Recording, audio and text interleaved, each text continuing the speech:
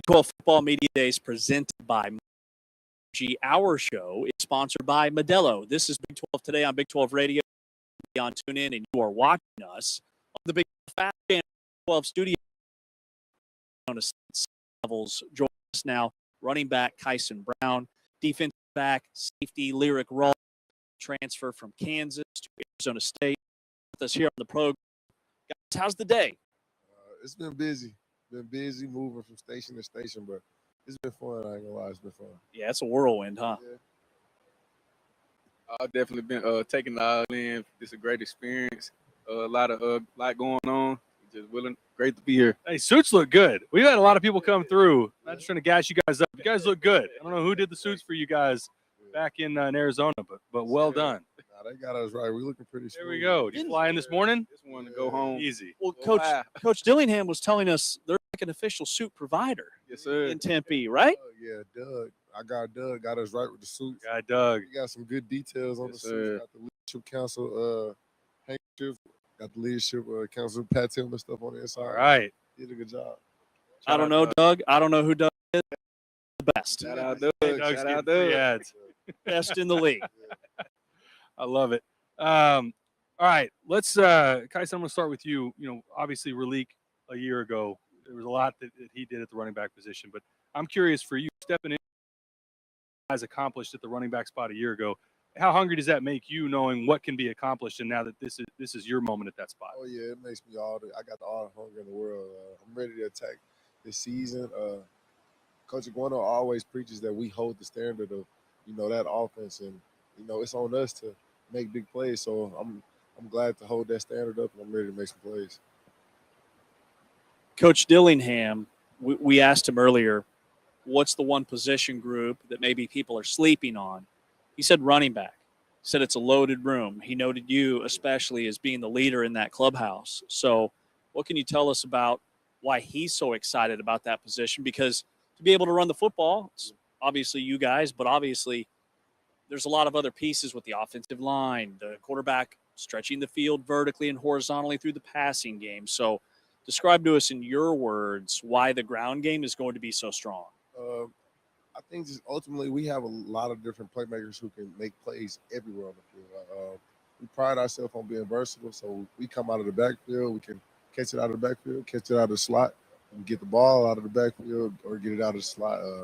Maybe some sweeps, some tosses, some things like that. So we pride ourselves on being able to, make plays everywhere. So I think that's the most thing he's most excited and, kind of using us in every way he can.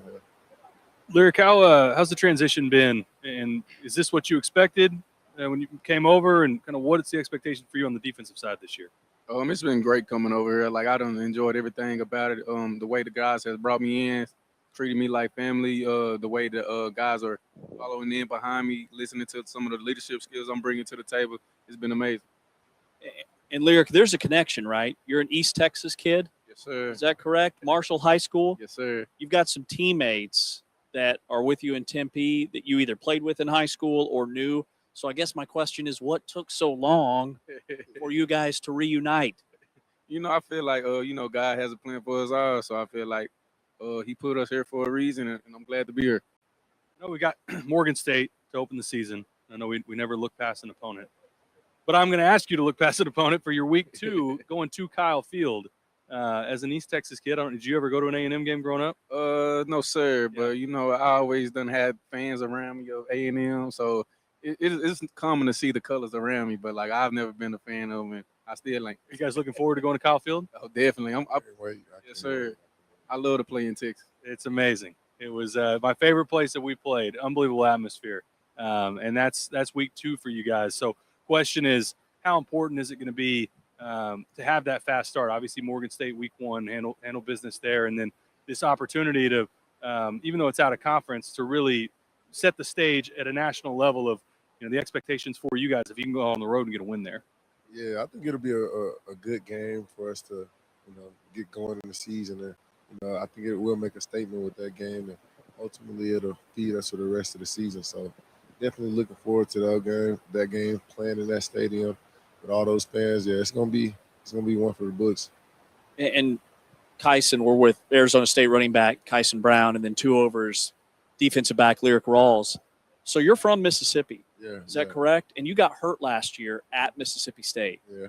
And in the opener, you had like 150 yards all purpose. I mean, you were doing a lot with your touches. I bet that was pretty gut-wrenching to suffer an injury in that game when you're basically playing in your backyard. How'd the recovery process go, and where are you at physically for this year? It was definitely taxing mentally, just being around football but not being able to play.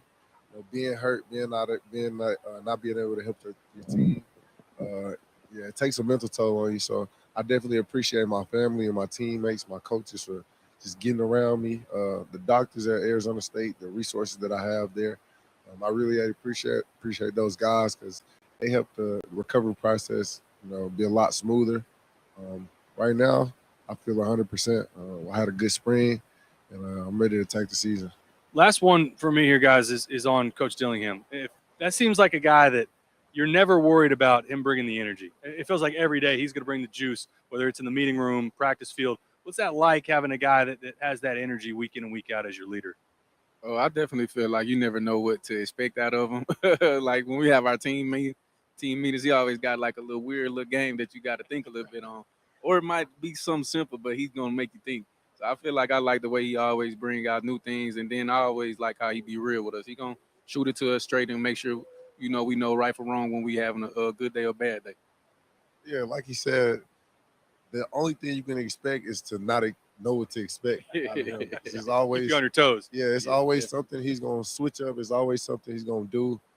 But I think that's what allow us to gravitate more towards him because, he's kind of similar as far as personality with the younger guys, like with the young group. And that's what allows us to feed into him. He's always around. He's always hands-on with us. And like Lyric said, he's straight up with us. He lets you know when you're messing up. He lets you know when he wants something from you. And he gets it out of us. So I think that's what allows us to gravitate and play hard for this program. Lyric, what is defensive coordinator Brian Ward been like? He coached a lot of football in the state of Kansas at these really small schools, like NAIA level schools. He was the head coach at McPherson back in like 2010, I want to say. What is he like as a leader and a teacher? He's definitely like a football guru. Like he stayed like picking at plays, picking at defenses, and just like telling us situations, always being prepared. Like he's heavy on the knowledge on the football side, like for sure. Well, guys, we really appreciate your time. Best of luck this fall. Thank you for doing this. Now, before we let you go, real quick, we complimented your suit game. Okay, so now we got to bring you down a couple notches and ask you this. All right, if your teammates were going to roast you, if your teammates are roasting you, what are they going to say?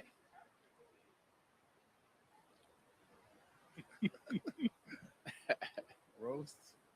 That usually don't happen to me. But, okay, all right. Yeah. That's a great answer. Don't give them any material. Two veteran leaders on this team, they don't get roasted. Don't give any young guys any material. I probably don't even play that. Yeah, we ain't doing too much playing around with the roaster. We usually ones doing the roaster. So Yeah. I got to be the one with the joke. All right, if you're bringing the jokes, what's your go-to?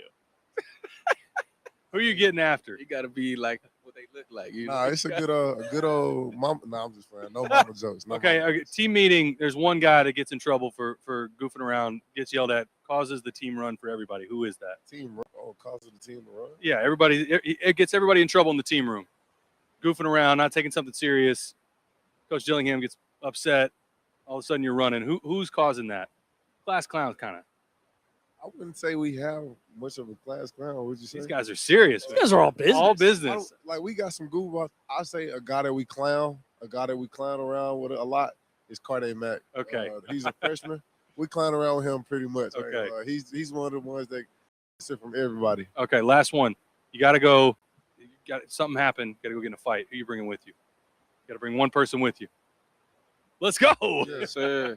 Yeah. I feel like we both dominant players on both sides of the ball. I love it. So I got to bring somebody with me. I'm bringing Silver. There we go. All right. There we go. Good luck this season, guys. Appreciate your time. Yeah, appreciate it. Thank you. Arizona State running back Kyson Brown, Arizona State defensive back Lyric Rawls joining us here at Big 12 Football Media Days. We are powered by Modelo on Big 12 Radio and on Big 12 Studios.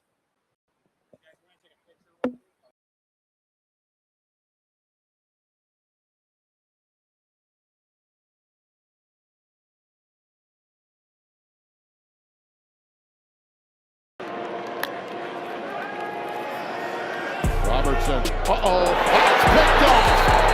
Keith Abney with the pilfer.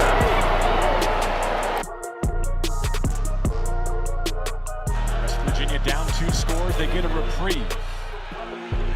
Jacob Barrick fumbles. And able to get it back. So on back-to-back plays as Keith Abney jars this one loose. From the 24. Blitz coming. Pennington steps up. And he goes down. Keith Abney the second. The corner blitz for the Sun Devils. So far, ASU has not surrendered a gain of more than 10 yards. Here's one that could happen in a hurry. Knocked out. A fumble recovered by Miles Rouser. Timeouts left for Rich Rodriguez. This is a must-have. 4th down and 4. And ASU takes it away. Keith Abney calls game.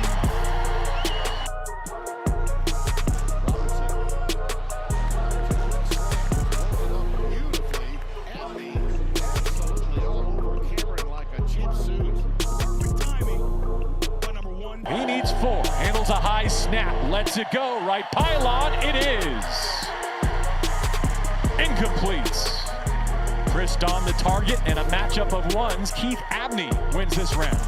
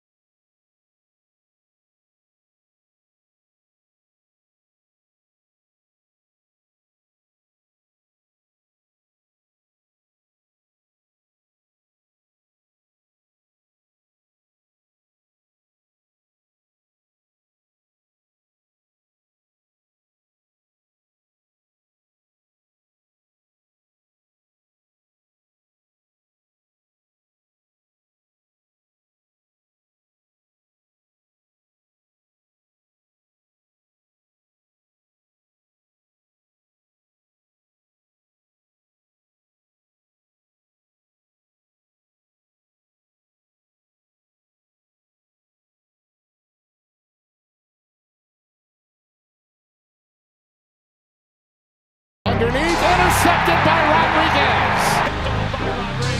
And then he hurls here as that one is taken away. It's Jacob Rodriguez.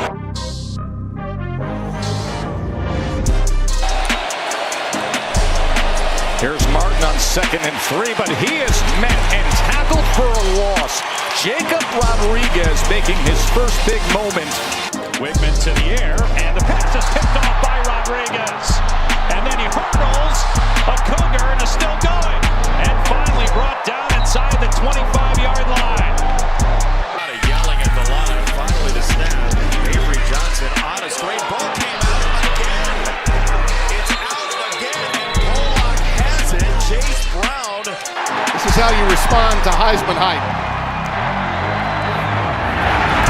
Rodriguez, touchdown. You definitely need Sam Jackson. Handoff here as that one is taken away. Going the other way. Make it the 4th play of the game. That's a game changer. Take it to the house. It's Jacob Rodriguez. They set it in motion. Look out for that screen action. Underneath, intercepted by Rodriguez. Jacob Rodriguez, the big play. Come back to haunt them because they've been blowing teams out. Nice play in the backfield again by Rodriguez, taking down Connors for a loss.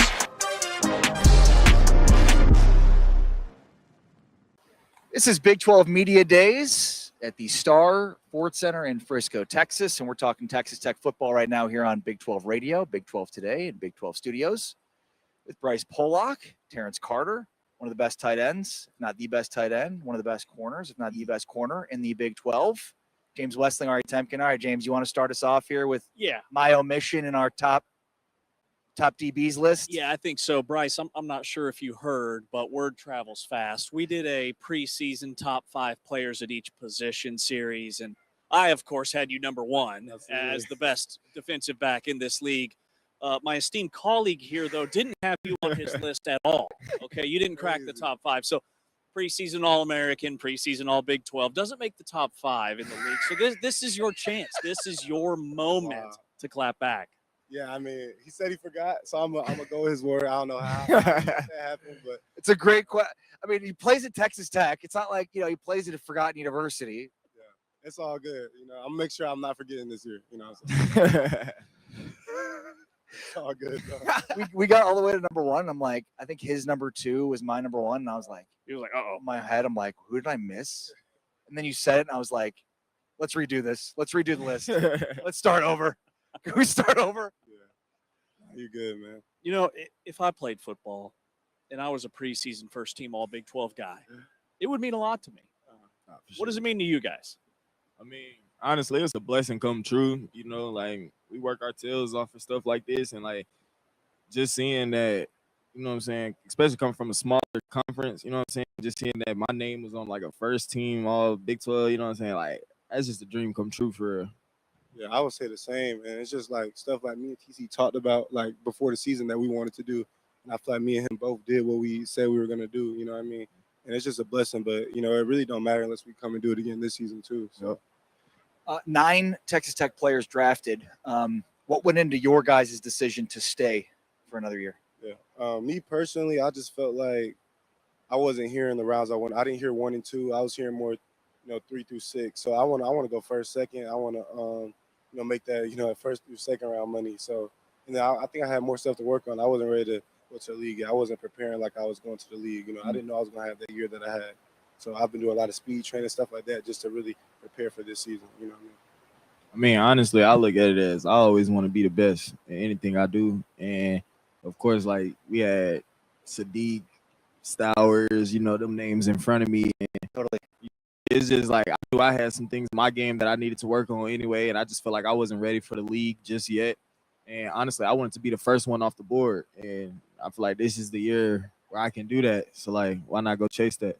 Well, and you guys said something earlier about the conversations you had before last season, because this time last year, nobody knew who you guys were. I mean, I saw you play at Louisiana, but I didn't know it would translate at the level that it did. Same with you, Bryce. You were a guy that was productive, but frankly, on a team that wasn't that good. So not a lot of people knew a lot about you guys. So what were those things that you set out to accomplish last year individually that you guys talked amongst yourselves about?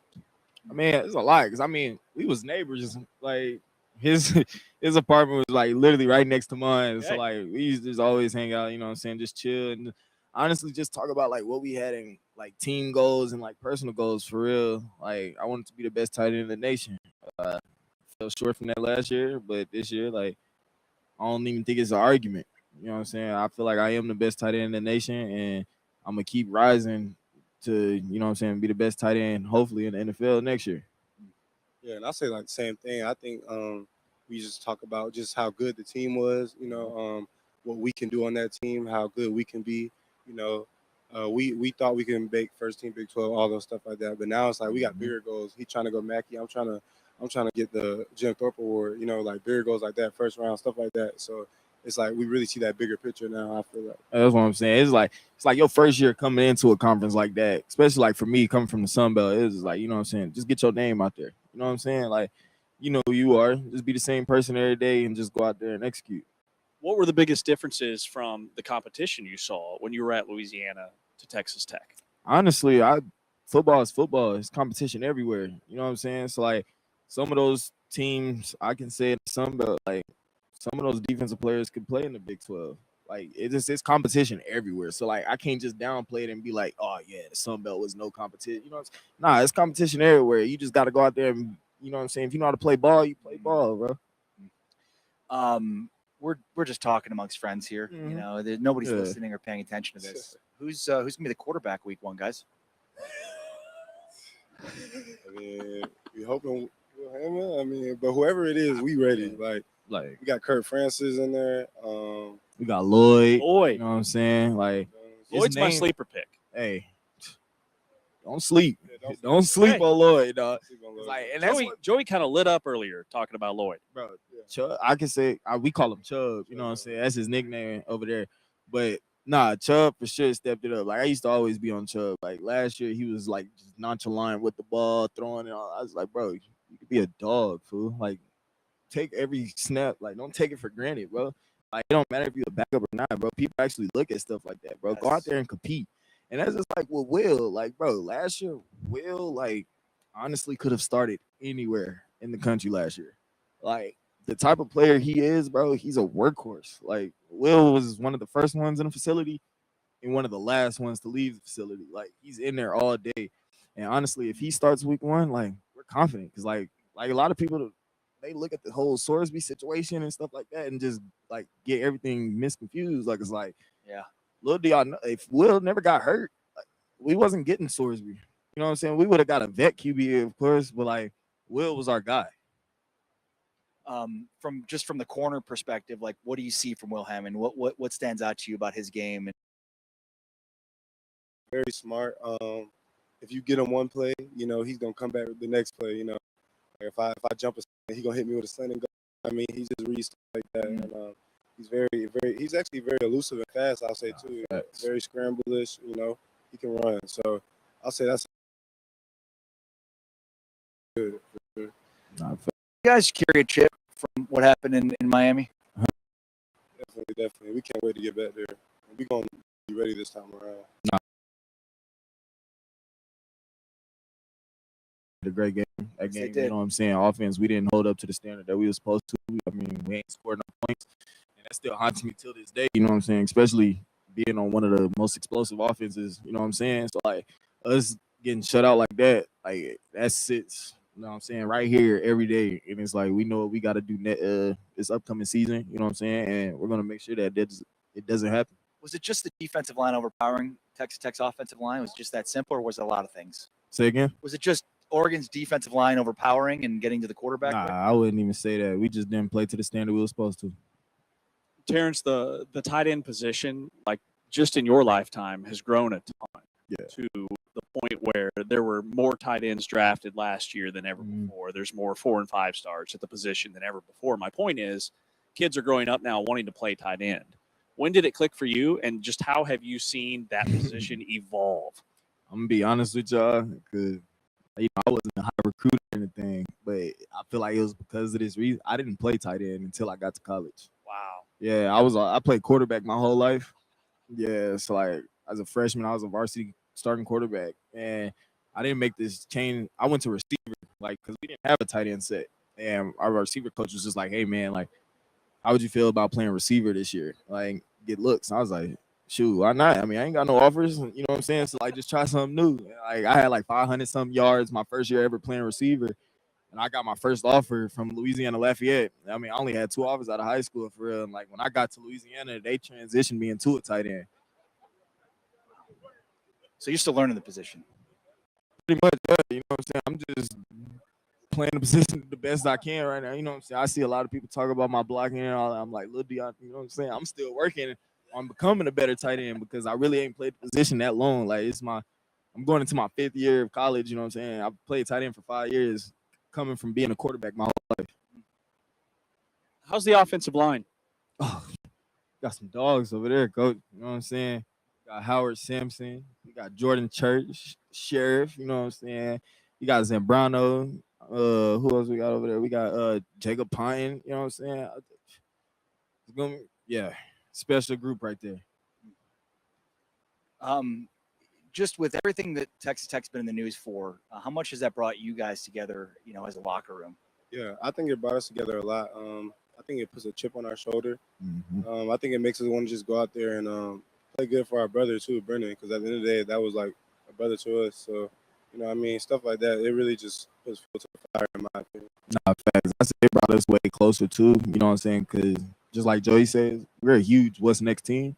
You know what I'm saying? Like when the news broke out, everybody was just like, "Hey," you know what I'm saying? Like, because like if you would have met Brandon like in that locker room, like you wouldn't have thought any of that stuff was going on. We met him here last year. Thought the same thing. Feel me? Like the guy is like a stand-up guy. You know what I'm saying? He always walked in with a smile on his face. You know what I'm saying? Just making people days and stuff like that. And like when the news dropped, everybody was like, I mean, dang, it was heartbroken and stuff like that. But like we're here for each other. You know what I'm saying? Like everybody checks in on each other a lot more now. Like I can say, shoot, I got freshmen texting my phone like, "Hey, bro, like you good?" Because it's more than just football; it's a mental game. You know what I mean? So like,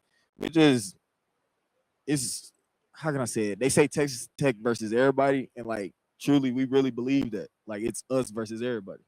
Awesome.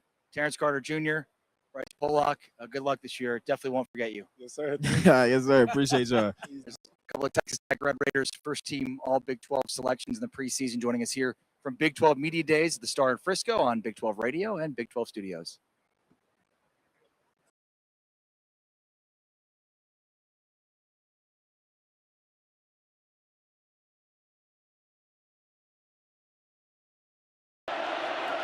Play fake. Hammond, sideline, back shoulder. Virgil twist to grab it. And in a hurry, Texas Tech is right in front of Arizona State. 6 on the left-hand side, starting his 50th game this afternoon. Looking long, it's Virgil. He's got it inside the 15. He beat Henderson again.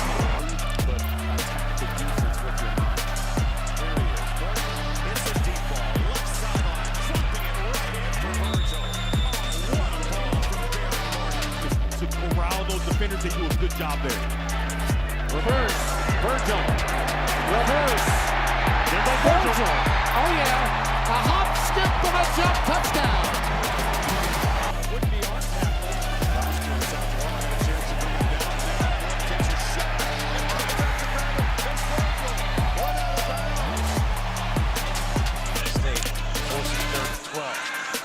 Hammonds throws over the middle, completes it to Reggie. Virgil's got the first down, still on his feet. And Virgil is going to take it inside the 30. Goal.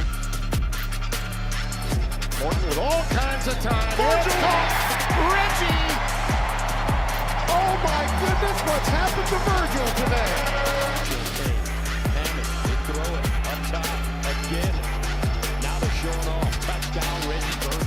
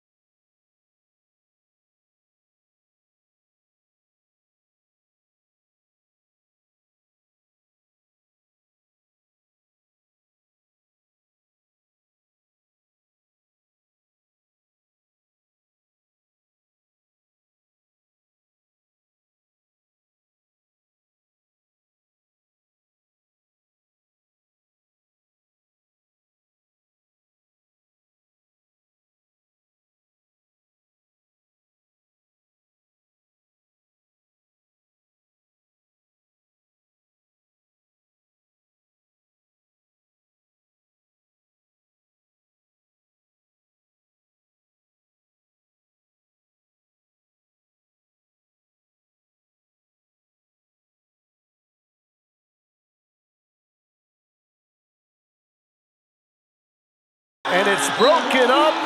Latrell McCutcheon is a bad dude. And McCutcheon absolutely changes this ball game.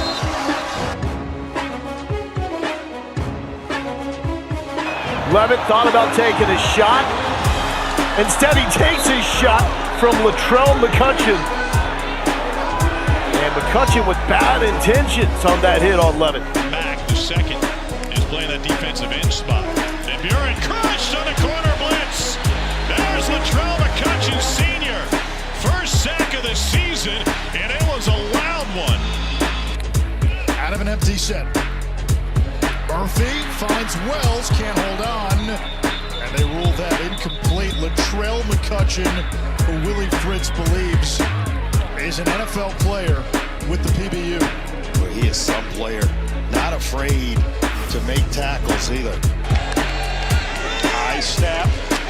Welch wrestled down the backfield. That's Latrell McCutcheon, a willing tackler. You know, he's a guy he only goes about 185 pounds at 6'1". Another bad snap and exchange, and McClan has to run for it. He lost his hat. McCutcheon absolutely changes this ball game. That's 126 nationally. Awful. Quick toss. Man. Gets popped, the ball is out, and it's out of bounds. Two leaping Cougars defenders, and Latrell McCutcheon and Sione Fotu.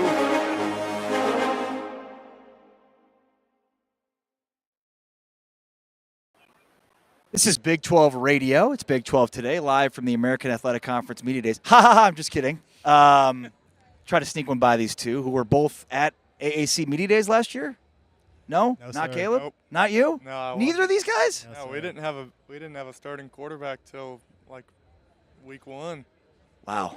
Who did that end up being? That was me. We're talking with a couple of Oklahoma State Cowboys, formerly a couple of guys that played North Texas last year that come on over with Eric Morris. Taylor McCarg, Ari Temkin. Big 12 Media Days is the site here on Big 12 Radio and Big 12 Studios. It's pretty wild, huh? Pretty wild year for both of you guys, I'd imagine, to find yourselves here at this Media Days. Yes? 100%, No? 100%. Crazy last year? Yeah, I think, I definitely didn't expect this to happen this fast. But, it's definitely something you had to adapt to quick, and especially after our whole team's a year last year, there was a lot of national attention to just North Texas as a whole, and so you kind of had to figure out, how to deal with the media pretty quick last year. Caleb? I mean, What's this last year been like for you? It was insane. I mean, I never thought it would come this early, and so just being blessed to be able to get on the field so early was a great feeling to have. And I will say, a lot of national attention came towards the team, and I think those are phenomenal people, and they will forever be in my life. Go back just a little bit and set the stage a little bit. After I turn on my microphone.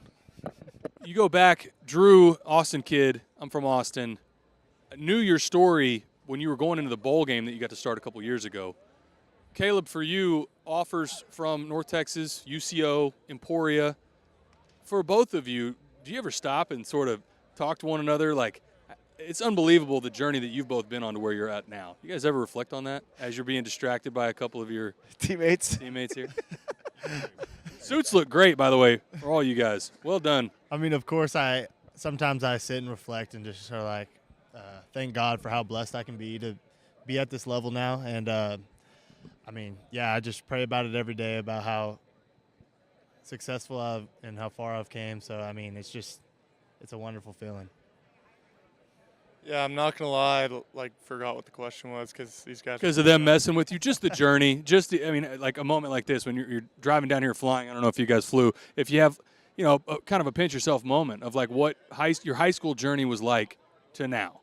Yeah, 100%. I feel like, it's definitely all happened way faster than I expected, and I definitely got to take a step back sometimes and be like, this is what I dreamed of, and if you'd have told me 2 years ago that I'd be in this position, I'd probably tell you you're crazy. And so to be in this position right now, it's everything I could ask for, and I just want to make the most of this opportunity. I have covered your head coach, Eric Morris, on a handful of games going back to 2021 when he was at UIW and had a guy named Cam Ward. And I remember his stops along the way, always thinking, man, how awesome would that be to play for him? Because his quarterbacks always seemed to be prepared. They were on time. Now, he also had some really talented quarterbacks. What is that like? From the outside looking in, it just looks like kind of a dream for a quarterback. Is that fair to say it that way? Yeah, I mean, that's exactly what that is, honestly. And I've said it too. I really do think he's a dream head coach for every quarterback. And, you know, every time the game comes down to it, he puts the ball in your hands. Every fourth down, he wants to go for it. He puts the ball in your hands. And, you know, I feel like having a coach that believes in you that much and, you know, having guys like this on our team that you know, make it easy for Coach Morris to call plays, it really, you know, it's everything you could ask for. You know, it's funny. Taylor and I were talking, and, you know, we were talking about some of the characteristics of good quarterbacks. And one of the words he mentioned was delusional. And it's funny because I referenced the interview that you and I had where I was like, how does a guy that's not playing quarterback still stay like, I'm going to be a quarterback? There's a level of delusion there, right, that you had to continue to have in order to have that belief. So I just found that amazing that Taylor, without even knowing that, mentioned delusion as a quarterback trait. And then here you are as a guy that, like, it felt like you were told multiple times not to play quarterback, and yet you still stuck to it the whole time throughout that process. That's incredible to see it now come to fruition in the way that it has. Yeah, I mean, I feel like, you know, that's a great trait that all quarterbacks need to have, honestly, because, you know, you're going to have a game that's not your best, and people are going to be telling you that you sucked or whatever, and, you know, you got to have that confidence in yourself that, like, that was just an off game, like, I'm bouncing back next week or whatever. Like, so I think having coaches and players around you that build you up and have confidence in you too help that, but you definitely got to have that delusional confidence like you were talking about. Let us in the locker room a little bit for you guys. I mean, there's a number of your teammates that came with you from North Texas up to Oklahoma State. And we asked your head coach this a little bit ago about, you know, back in the day, 10, 15 years ago when I was playing, a new staff, you know, it may take a year or two to kind of get rolling, but you guys have so many key pieces, and it feels like you're in a place where you can have success immediately. I got to imagine that's how the feeling in the locker room is right now. Like, there's not going to be this waiting period. It's like we can go right now. Yeah, I mean, that's definitely the goal, and everyone in the locker room knows that, and everyone in the facility knows that. Like, we're ready to win now. We're not rebuilding for a year. Like, we're ready to go now and ready to win now. What is it like to be in this situation with so many familiar faces and voices? I mean, you know, it's rare, I would imagine, to transfer to a place where you've got your starting running back, you've got your head coach, you've got, I mean, how many, 12 guys came from North Texas? Yeah, I think something around there, something around 15. Like, so, I mean, I guess it's almost like you guys are teaching these other players, you know, the system, the culture, that kind of stuff. That's such a rare thing to have coming into a new situation where you're not the new guy. Yeah, 100%. It's definitely felt like at the beginning it was like we had a bunch of guys that knew how Coach Morris operated and how we all knew each other operated, and so there was definitely a period there at the beginning where it felt like we were almost teaching, but not anymore, honestly. I feel like it's gotten to the point where we're all so together in this thing and we're all at the same level now and so, you know, together that, you know, we're just working and fighting for the same goal. Caleb, same thing to you. I mean, I couldn't agree more. Like, of course, like when I first got there, it was a bit strange, you know, having to, like, show older guys how our offense operated. Like, it was a bit weird to see, like, juniors and seniors, like, relying on me to, like, help them figure out how the offense operates. And, I mean, now that we're deeper in, it's like we're all, like, a community and share the same mind. You guys been to Eskimo Joe's yet? Yeah, I have. Yeah, probably 100 times. Yeah, already? What is it, the cheese fries, right? Yeah. They're unbelievable. Had an Oklahoma State game a couple years ago. It was an early kick. We went to dinner there. I was like, I could not live in this town. I'd be 300 pounds, all from Eskimo Joe's cheese fries. The place is unbelievable. Oregon week 2. How about that? That's big time. Yeah, not that we're looking past our opponent in week 1. No, exactly. But Oregon week 2, that's got to be exciting. Yeah, it's definitely one of those you have circled on the schedule, and we got a couple of those, but we also know we got to win every week. That's right. Want to know every week. Yep. What is it about Eric Morris? I mean, like the dude, just his resume speaks for itself in terms of quarterbacks. It's really remarkable, the list of quarterbacks that he's coached, and certainly one he wants to add, a name he wants to add to the list. But what is it about him? Yeah, I think he's got a competitive edge greater than a lot of people I know, and I think he can see that in people. And so I think if you look back at all the quarterbacks he's recruited, Baker, Cam Ward, Patrick Mahomes, all those great guys, like they're all ultra competitive. And so, I think that's how we're wired. I think that's how a lot of our guys in our team are wired. And so I think, that's really what you need in a team, and you just want guys that'll go out there and lay it out there on the line. Really appreciate your time, guys. Thank you. Good luck this year, guys. Thank you. Thank y'all. It's Caleb Hawkins, running back, quarterback Drew Mestemaker from Oklahoma State, joining us from Big 12 Media Days on Big 12 Radio, on TuneIn, and Big 12 Studios.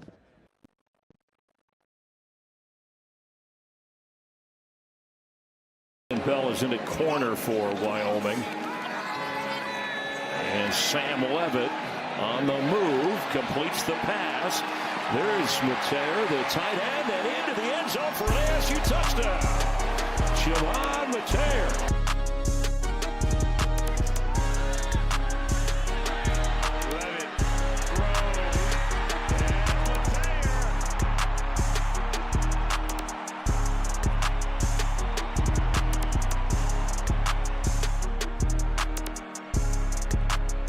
Levitt rolling out, throwing to the end zone. Touchdown, Mateer.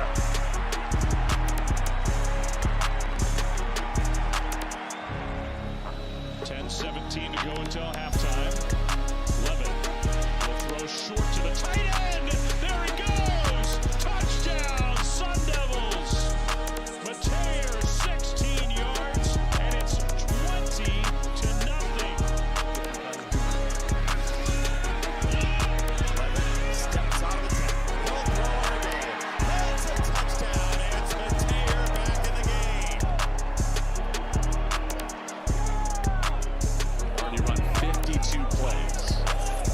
His chance. They pick it to him, set up the tight end screen. Shimon Mateer to the outside for a touchdown.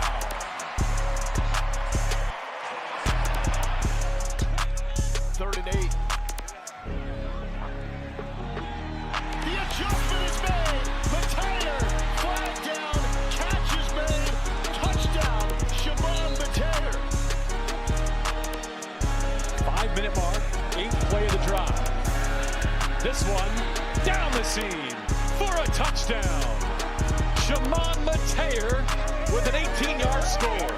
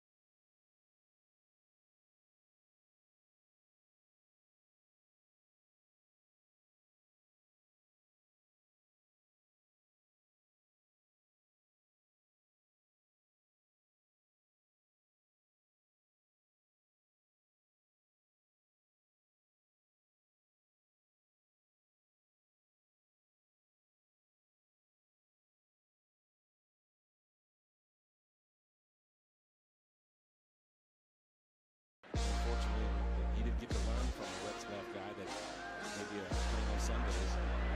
Well, he seems to be doing okay right now. As Bear Bachmeier's pass is complete for a first down to Carson Ryan. Big chunk yard runs here tonight, though. 2 in the 40s, 1 in the 50s. Now for the end zone. Ryan! Oh, he has it. What a catch. Touchdown.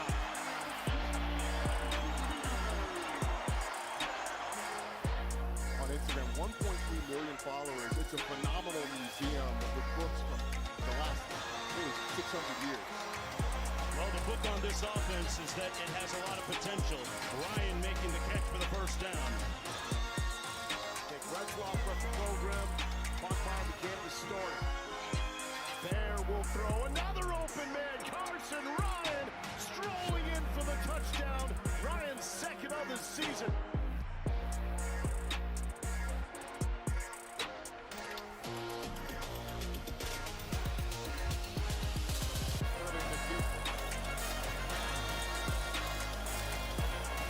Bachmeier with time over the middle. Completed midfield and a first down catch by tight end Carson Ryan. Sort of moving on, but that was intense. Josh Hoover on the sideline with his star wideout. Bachmeier across the middle to the tight end. More broken tackles. There goes Carson Ryan. Dives for the pylon. Touchdown. 43 yards.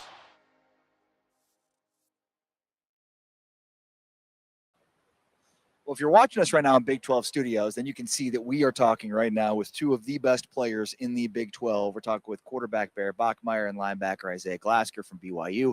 Although if you looked at the preseason All Big 12 teams, you might not know these are two of the best players in the Big 12. I'll start with you, Isaiah. Do you feel like it was a slight that you were not named on that preseason list? Honestly, I don't really look at that a whole lot, but like I was telling You you, can say you don't care about it. It doesn't mean anything. Yeah, it doesn't really mean anything. It's like I was telling you, they call it preseason for a reason. So, Bear? Oh yeah, we got a great team, and we're gonna win a lot of games. that's not the question, bro. See, I heard people are always asking me, like, I heard Bear Bachmeier is funny. It's like every time we're with him, he's super serious. So, like that, I feel like that was a good, a good look into the comedy side of the Bear Bachmeier. Wow, I like to think I come off as yeah. I mean, I'm professional. Yeah. Extremely professional, extremely serious. I mean, yeah. I mean, it's different in the locker room, obviously. So yeah. So this season, it's a lot different than this time last year. Yeah. This time last year, nobody expected a whole lot from BYU. This time this year, you guys are going to be preseason, probably top 15, I would say. Late teens at worst. There's been a lot of talk about you guys are now the preseason favorite in the Big 12. So how do you handle those expectations? How do you, I guess, stay locked in to just one step at a time? Yeah, well, I think it just comes down to our process, and honestly, last year internally we had the belief that we could do something special, and so that hasn't changed. I mean, in the room, we have high standards and high expectations for us. So we, a model that we go by is just humble and hungry, and so we're obviously humble, meaning that we're grateful for the opportunity that we're in and the blessings that we have. But hungry in the sense of, we're not complacent. We want to do more. We got it. Keep going. Bear, when I say the Cleveland National Forest, what do you think about? Oh, that's my home. That's Tell us about where you grew up. Yeah, so I grew up. I say I'm from Marietta. I'm from the town over. It's considered Lake Elsinore, but I live in the foothills. In the Cleveland National Forest, actually. So grew up kind of secluded from the local grocery store was like 20 plus minutes away. And so, just a lot of time with family and a lot of rough housing with my brothers. And I guess my sister, if she wanted to get into the brawls as well. What about you saw mountain lions and coyotes and you saw deer being eaten by coyotes? Yeah. That's a quote I got from you in the LA Times from years ago in high school. It was scary to go hiking. There's a lot of deer and a lot of coyotes. I've never seen a mountain lion, but there are some roaming around. So. What else did you see out there? Bears, huh? Bobcats. Nah, no bears. Yeah, bobcats and like goats. Yeah, there's a lot of animals. So yeah. I mean, did you ever like go on a hike and like you were afraid, like you saw a bobcat, you're like, what do I do? Yeah, and well, there's like also wild turkeys, and I didn't know what to do because, I mean, animals are just you never know. Right, unpredictable. Yeah, you never know. Bears unpredictable too. Yeah, they're lethal. You better get out the way when you see one. Yeah, you guys both have a lot of parallels in terms of like really unique upbringings and kind of diamonds in the rough, if you will. And Isaiah, I know that you come from a super athletic family as well, right? With sisters and your dad and your mom both played collegiately. So, and Isaiah's a walk-on, dude. Isaiah was a walk-on. Literally the next words out of my mouth. Sorry, I apologize. I would love to hear more about not just the walk-on journey, but like you started at a completely different position. Yeah. Where are you at now? And is this the best version of you that we're going to see this season? Well, yeah, honestly, I got recruited by, he's not on the staff anymore, Preston Hadley. And I got offered out of high school when I was like, a sophomore. I got down to BYU. They didn't end up having a scholarship for me. And I don't know. I sat down when Jay Hill and them got here, and I was like, yeah, I don't think I can keep affording to play football if I got to pay for my own stuff. So then he ended up putting me on scholarship. Kalani sat me down and was just saying, like, if you really want to get to the NFL, I think your best opportunity is playing linebacker. So I was like, yeah, I need you. And then Coach Justin Enna, he was like, I need you guys to gain weight. And so I ended up gaining weight, and only good things have come from it. So. Your story is incredible. And both of you guys, but Bear, like your story is insane to me. I mean, I can't imagine being a true freshman starting quarterback, let alone one that did not spend spring on campus, that came in late, won the job. What did you learn about yourself last year? And then what did you learn in that Big 12 championship game appearance? Yeah, I think, I mean, first of all, I'm very, very fortunate to play for BYU and represent such a great university. I think everything happens for a reason, for things to fall in place. I mean, I learned that, just to do my 111th, that, you don't have to overcomplicate the game. It's, you've been playing since you've been 5 years old, and I've been playing since I was 5 years old. And, I got a great defense behind me, and I got a great supporting cast on offense. So, not to overcomplicate things, just simplify the game. I think going back to the championship, I think just the little things and being good in big time moments and being at your best in big time moments. And, looking back, I don't think there are a couple plays I don't want back but anyways, you flip the page and it's this season now. And we just got to get rolling. When we look at this roster, it's stacked, for lack of a better term. Give us one name from both of you, one guy that's going to surprise people this season. I'm going to be biased. I got two guys. I'll say Cade Uluave. I said he's definitely going to make a difference. First team all preseason 12 linebacker, Cade Uluave. And then I definitely say Legend Glasgow.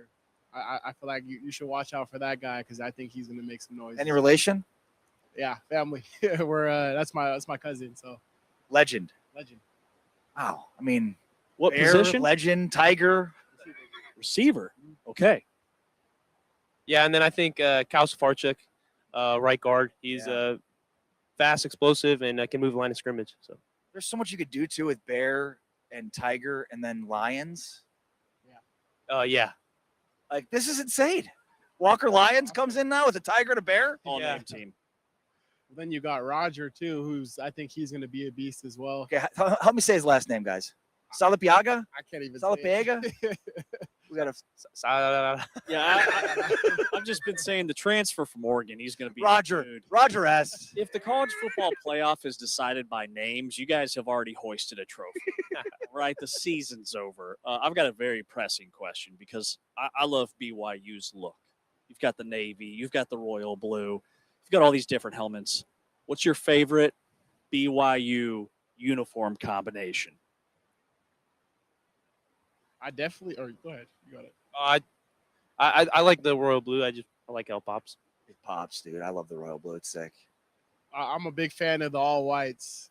The all white uni that we wore in. let's see, the Big 12 championship. That's my definitely my favorite jersey. Was that the only game you wore the all white? I think Colorado Okay. too as well. Because what's it normal? White with what pants? White with navy pants? Is that what it It's is? blue. Yeah. Usually. Well, we have navy too as well. We just don't really get into our bag that much. Do you guys carry a chip on your shoulder from last year, and not even just not winning the Big 12 championship, but not even really being in the conversation for the playoff that you should have been? I mean, I think it just goes back to the character and the guys on the team, like accolades or anything aside, or result aside. You know, we're very process oriented, and we just keep the same demeanor with everything that we do. Yeah. Yeah, I'd probably say the same thing. It's we don't really pay too much about the accolades, and we try, like he said, we try to stay humble. Don't really look at, especially like even the preseasons and everything. And really, it's just I feel like that sky's the limit for us. That's especially what Connie preaches too. It's like you only go as far as you really want to go, and I feel like it really just starts with like even the winter workouts. It's just something simple as that. Your mom's from Thailand? Yes, sir. Does she cook? Yeah, she does. What's your favorite thing that she cooks? I think the formal name for it is kwai jiao, but it's we call it Thai egg, and it's just a stuffed egg. It's kind of like a big omelet, but she throws a bunch of fish sauce in there, and then you got some meat and tomatoes and potatoes. Any good Thai restaurants in Provo? Yeah. There's a lot of some great Asian spots in Provo. Awesome. Thai food's like some of my favorite. I mean, it's all Asian food for me in general is the best, but Thai food I think is my favorite. Yeah, no, I love Asian food. Yeah. It's good. Isaiah, are you big on Asian food? You're talking Panda Express. Oh, Bears that qualify? Yeah, I mean, technically. Yeah, I guess so. Yeah. What's your favorite kind of cuisine, Isaiah? I'm big in like Mexican food. Nice. I could eat Mexican 7 days a week. So You're in the right spot. I mean, having lived in other spots of Texas, Dallas isn't the best Mexican, but it's still pretty good for Texas. Yeah, not bad. All right, Isaiah Glasker, Bear Bachmeyer. We're looking for big things out of both of you guys this year. Congrats on the success last season. Looking forward to this season for you guys. Good luck. Yeah, thank you so much for having us on. Go Cougs. Bear Bachmeyer, Isaiah Glasker joining us here from Big 12 Media Days at the Star in Frisco on Big 12 Radio and Big 12 Studios.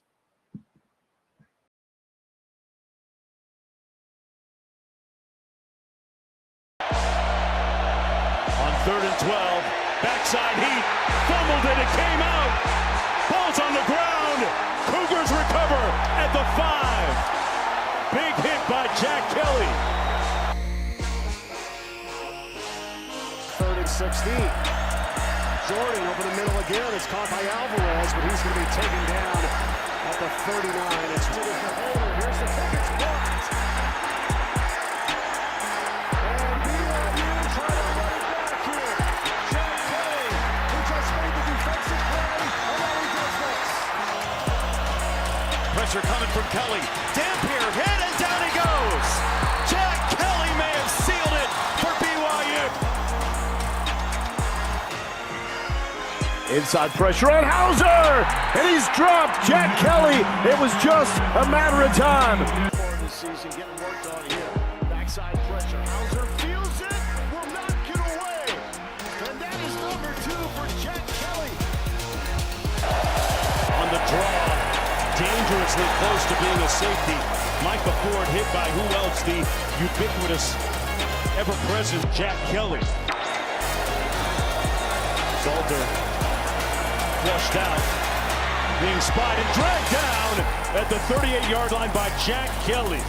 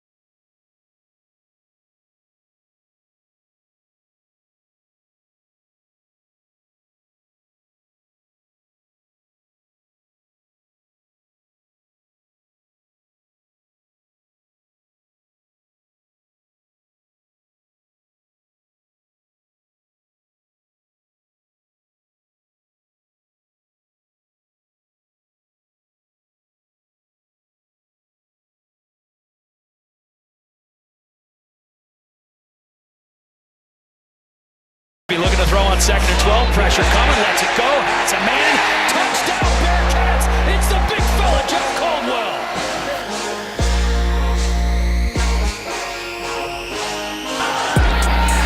And Caldwell is back in. He was just out, and he weaves his way back inside and broke 3 tackles to angle his way for a first down.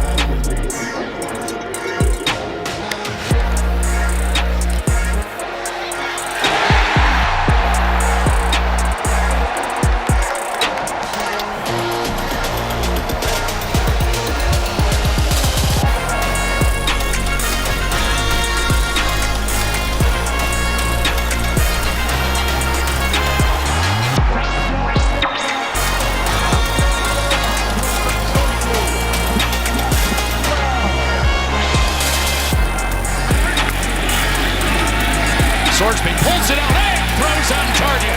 This one to Jeff Caldwell to give the Bearcats the lead. It's 9-on-9. Jeff Caldwell. Big 12 today here on Big 12 Radio. Heard exclusively on TuneIn, watched on Big 12 Studios. Here at the Monster Energy Big 12 Media Days, joined now by Cincinnati head coach Scott Satterfield, and a lot of new at Cincinnati. First of all, how are you? Yeah, I'm doing good. How you doing? How was your off season? Is there what is that? It's been very busy. You know, I think like the way the landscape of college football is now, and you know, you bring in your incoming freshmen in January there, and then you bring in your transfers, and then you start preparing, and you go through your spring practice, and you know, and then we brought in a few more freshmen that came in this summer, but we're all in Cincinnati now and working really hard, and you know, it's just getting to know each other and getting ready for this next season. There's a lot of new here. I mean, you got guys drafted, guys left, went to the league. I'm not even sure whatever happened to your quarterback from last year. Whatever happened to that guy. So, you know, what are I mean, your offensive line, you've got guys back there. That's an important position to have good, you know, experience and guys back. But, like, it's an end of an era. Dante Corleone was with you forever, and, you know, you had Swordsby starting for 2 years. It feels like this just a brand, kind of a refresh in a sense. Yeah, I think, you know, we do have a lot of our guys up front that are back, and I think that's good for us. You know, guys that played a bunch. You know, and we had one of the top offensive lines in the country last year, and right. You know, the bulk of those guys are back. Cotton, Tayo, Tengestal. Yeah, they bring great leadership, and you know, and they really kind of feed from there with our team. But there's still some other guys that played significant minutes for us, and you know, all our specialists are back. You know, I think they're outstanding players, and you know, so we do have a good nucleus that are back. But it's like most teams. You know, you're going to be bringing some new guys in. Yeah. And, you know, we did bring some new guys in, and J.C. French is here with us, who we think is going to be an outstanding quarterback for our team. He had an excellent spring. He's had a really good summer, and I think he's a really good leader. So we're excited about what he's going to be able to bring to the table. But you're right. The receiver position, a lot of new guys. Running backs, not a lot of new running backs.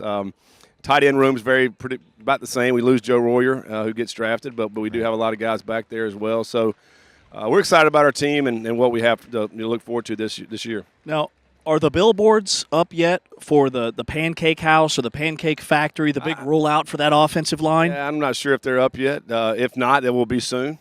Yeah, these guys, man, I'm telling you, this is a great group of guys up front, and you know, they're just like you want them. They're nasty. They're big. They're strong. They like to move people, and you know, and I think when we feed off of that with our team, I mean, shoot, if you're good in the trenches, then you give yourself a chance. Yeah, I feel like if there's one position group, at least offensively, to have that continuity and to have the pedigree and all the accolades, like you'd want it to be, if it can't be quarterback, be offensive line, right? Yeah, I mean, obviously your quarterback's got to play great. I don't care what level that is, but yeah, if you got some guys up front that know what they're doing, that can protect the quarterback. I mean, we were one of the top teams in the country last year and not giving up sacks, not giving up tackles for loss. It means your quarterback's got a little bit more time to make some throws down the field, and we feel like we're going to have the receivers to be able to get open. But it also opens up the running game, and I think that's a best friend of a team if you can run the football, especially when you need to run the football and occupy the clock. Keeps your defense off the field. So if you could have a position group, that you want to be deep in, I mean, offensive line is a great starting point. Last couple of years, November has been a brutal month for Cincinnati. To what do you attribute that to? Well, yeah, I agree. We haven't finished as strong as we'd like to finish. I think, if you go back last year, I mean, they were all good teams. I mean, we play, right. I mean, we had to go to Utah, play them at night. That's a tough place to play. We finished the season at TCU, again, on the road, a team that's a 9-win team at minimum, and then BYU was in the mix as well. Yeah. I mean, they win 11. I mean, so, we're playing some good teams, and they were close games. We're right there with all these guys. The other one was Arizona, and I think they had an outstanding year. Yeah. So 9 wins. Yeah, 9 wins. I mean, so it's not like you're playing teams that, aren't very good. These teams are excellent teams, and you have to play excellent to win. We didn't do enough to finish those games out. I feel like we were right there in those games, other than maybe Utah. But, it's something that we focus on. We have to finish. Everything that we're doing right now is about finishing. And I think certainly at the end of the season you have to be able to finish. But some of that is due to some scheduling and who you're playing. There's some good teams in this league. Yes. We've got Cincinnati head coach Scott Satterfield with us here on Big 12 today on Big 12 Radio and Big 12 Studios. All right, you are our first head coach interview of the day. Maybe it's the first interview for you. So you can kind of use us as like your rough draft for when you're asked about the Sorsby stuff. Like if you're Cincinnati, it's like, hey, man, like you're going to get asked about it at the podium. Like, really? leave us out of this thing, right? So here's your moment to, just kind of polish up whatever you want to say. Yeah. Well, I think, for us, obviously if there was anything that was done there, we would have made everybody aware of it. We didn't know about anything that was going on, and with any of the gambling stuff that was permissible. I mean, impermissible. So I mean, we wish Sorsby the best, and he did some great things for us. For 2 years while he was there, and it's an unfortunate situation, and that everybody's having to deal with, and but again, we just wish him the best. Great answer. I can't wait to hear it again at the podium. Yeah, we'll hear it several times today, probably. Well played, Coach. Very, very nicely done. I'm excited to see your defense. I think a lot of teams tried to borrow from the John Haycock rush 3, drop 8, but now you're going more of a traditional, 3-4 base. I think we're going to see a lot more of that. Watching Iowa State will be funny this year. I'm sure Iowa State fans are going to be like, what? Because defensively, they're going to be totally opposite of what they've been for a decade plus. Long time, yeah. More of a traditional front seven. So, and you're the same with Woody now. Yeah, we hired Coach Woody, who was with me at App State for 5 seasons, and I did an excellent job there. It's a 3-down front, but we were able to get to multiple fronts with that. I mean, I think it's what everybody's doing this day and age. Sure. The big difference for us is that we will bring a lot more pressure. We'll be more of a defense that's trying to cause havoc. I think the last 2 years, with Coach Veit, it was more of a bend but don't break, keep everything in front, make them drive the ball, let them make a mistake. But the quarterbacks in this league are so good if you do that, and they can pick you apart. So we want to be a lot more aggressive. We want to try to create some sacks, some tackles for loss, create some turnovers. I mean, that's the thing. You would say a drop 8 defense would create some interceptions. Yeah. We had 2. I mean, it was the worst in the country. So wow. We got to do a much better job of creating turnovers, and that certainly will help us get the ball back to the offense. And obviously you got to be a team. It works both ways. Offensively, we were one of the top teams in the country in yards per play, rushing yards per play. Like, we had an outstanding offense. We didn't get enough opportunities to get the ball back, and I think that's what we're going to be, really focus on this year to try to create more opportunity. Well, excuse me, if fans want to know what that Nate Woody defense looks like, just turn on the Army-Kansas State game from early in the season last year when Army went into Manhattan and made life a nightmare for Avery Johnson. Speaking of quarterbacks, so with French, last year, like, you guys were 6-0 when you averaged 8.5 yards per completion. So we see the NFL receivers and tight end gone and Sorsby gone. So what have you done to replace that? And what is French's skill set in terms of being able to stretch the field? Yeah, JC's coming from Georgia Southern. I mean, he was the all-time leading passer in Georgia Southern history. I mean, they were an option team for many years. So, but he did throw the ball well, and I think that is his strength. He is extremely accurate, throws a great deep ball down the field. He's shown that time and time again this spring, watching him practice. He was a high completion percentage guy. He'll check the ball down to the running backs and tight ends. And for us, it's all about staying on track, in the sticks. And create some big plays down the field. And if we can run the football, That's going to get some one-on-one opportunities, and I feel like he's going to be able to have some guys to throw to. J.V. Gibson's a guy who transferred in from Oklahoma, who is a big, strong wide receiver, has had an outstanding spring. There's several guys. Gio's a freshman last year that we redshirted. That'll be a big receiver on the outside as well. I just think with the guys we have outside. I mean, people probably don't know their names right now. I don't think the new Cyrus Allen name really, quite honestly, Right. Or Caldwell. Or Caldwell, exactly, until you start playing games. And Cyrus led the Big 12 in touchdowns. So I mean, I think we're going to have some guys that'll be able to make some plays for us on the outside. But a JC is going to be able to get the ball to him, and I think that is his strength. I don't think he's an elite runner, but I do think he can run good enough. And I think, we certainly have over the last couple of years with Sorsby ran the quarterback some, and particularly in the red zone and, trying to get touchdowns. So we will still utilize that part of our offense. It'll just be a little bit different. JC is, he's about 205, so not as big as a guy like Sorsby. No secret the offensive line is going to be really good. I think nationally, if you're not recognizing Cincinnati's offensive line is one of the top in the country, then you're missing out. But aside from offensive line, what position group excites you about this team?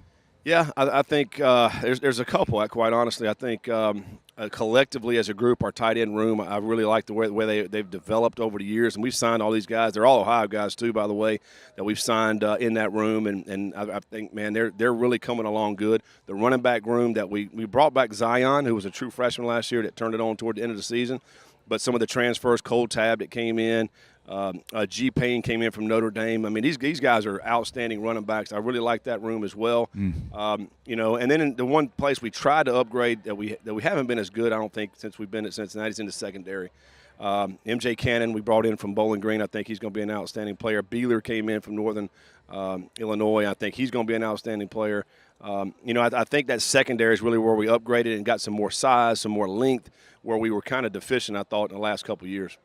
All right, Coach, before we let you go, who on your team is most likely to, let's say, hypothetically, run for office? Okay, who's like your guy when it comes to leadership, polish, all the things? Wow. Yeah, I mean, we got several guys. I think, it's interesting that a guy who just got there is J.C. French. I mean, the way he leads is in a humble manner. He's very confident in his ability, but he doesn't try to overtake or overbear anybody. And I think he's just in that great mix right there. I think, if you guys sit and talk with him, I think he's got that demeanor that you like. He's an extremely hard worker as well, very smart. He's polished. I mean, I think if anybody on our team was going to run for office, he just got there. But I mean, he would have a great opportunity. He's already won our team over. I mean, he's here media day. I mean, he's only been there probably 6 months now, and but he's done it the right way, and I think that's the key. I'd vote for Joe Cotton for office. Joe Cotton's got an awesome name. Right, like Cotton for Congress. Let's go. Come on. And when he walks in the room, he's 6'7". So I mean, right, can't miss him. That's a yard sign. Yeah, all absolutely. plastered every neighborhood in Ohio. Absolutely, he'd be a good one as well. We got many of those guys I think could run for office. Yeah, I love it. All right, Coach. Best of luck this season. Have a great rest of your day. Appreciate your time. Great seeing you. All right, thank you guys. Appreciate it. Yep. Cincinnati coach Scott Satterfield here at Big 12 Football Media Days. You're watching us on Big 12 Studios. You're listening to us powered by Modelo exclusively on TuneIn.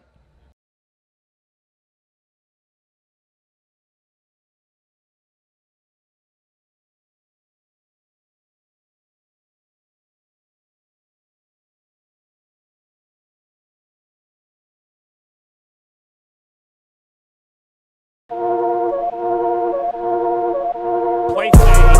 Sorsby taking a shot. Touchdown, Cincinnati.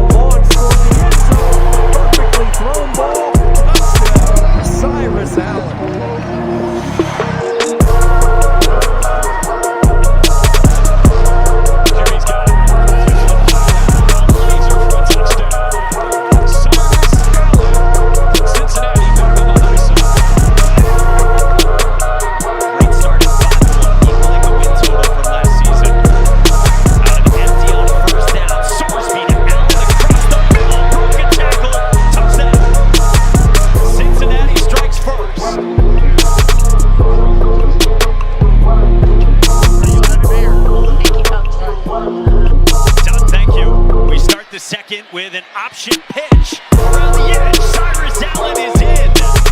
Touchdown, Cincinnati. Joe Warner back onto the field, top of your screen. Pressure comes. Cyrus Allen out of the backfield with his third touchdown.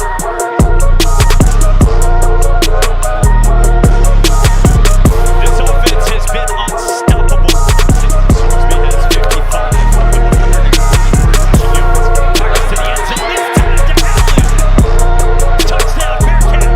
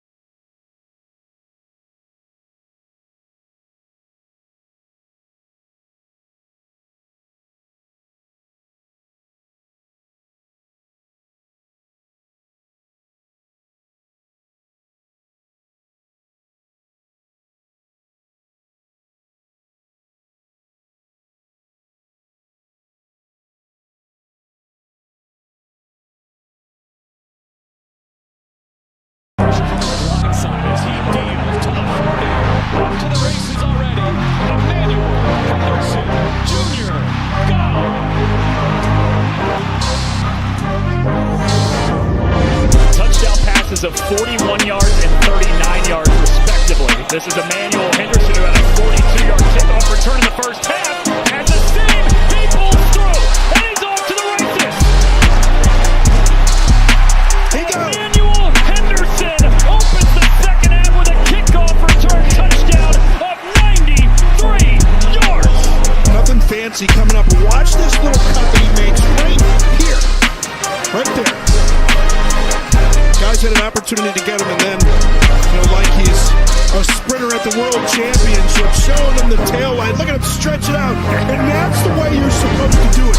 You finish through the tape, man. You got to get that lean at the tape. Henderson electrifies this crowd here in Lawrence. And watch this. The ball dip. Get that chest to break tape at the goal line.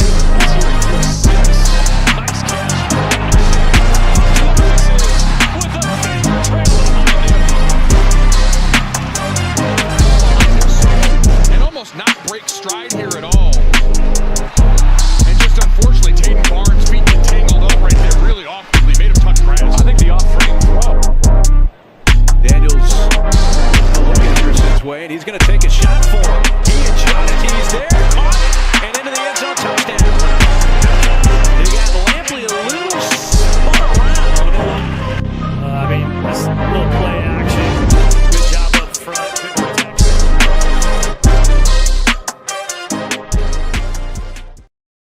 We're here at Big 12 Media Days. Taylor McHarg, Ari Temkin, Lance Leipold, the Kansas football coach, joining us here from the Ford Center, the Star in Frisco. We are powered by Modelo. How are you, Coach? Doing well. How are you guys doing? Doing very well. So you got an old friend back. Andy Kolnicki's returned. Is he is he different? Is he changed? How much is how much has he changed? How much is the same old Andy?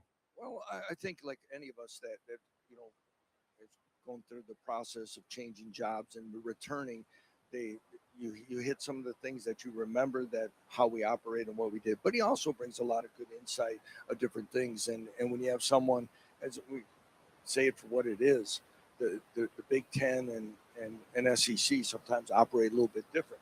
Yes. And resources and other ways of operation. And he's brought some of those to light for us in many different ways and what we're doing. When he came back and as we talked about, okay, what type of role, what is it going to be? I said, I want more input. I want your ideas. I want you're going to be involved in some things. And with that associate head coach title, there's going to be things that maybe aren't just offensively related that I want your input on. And he's been outstanding.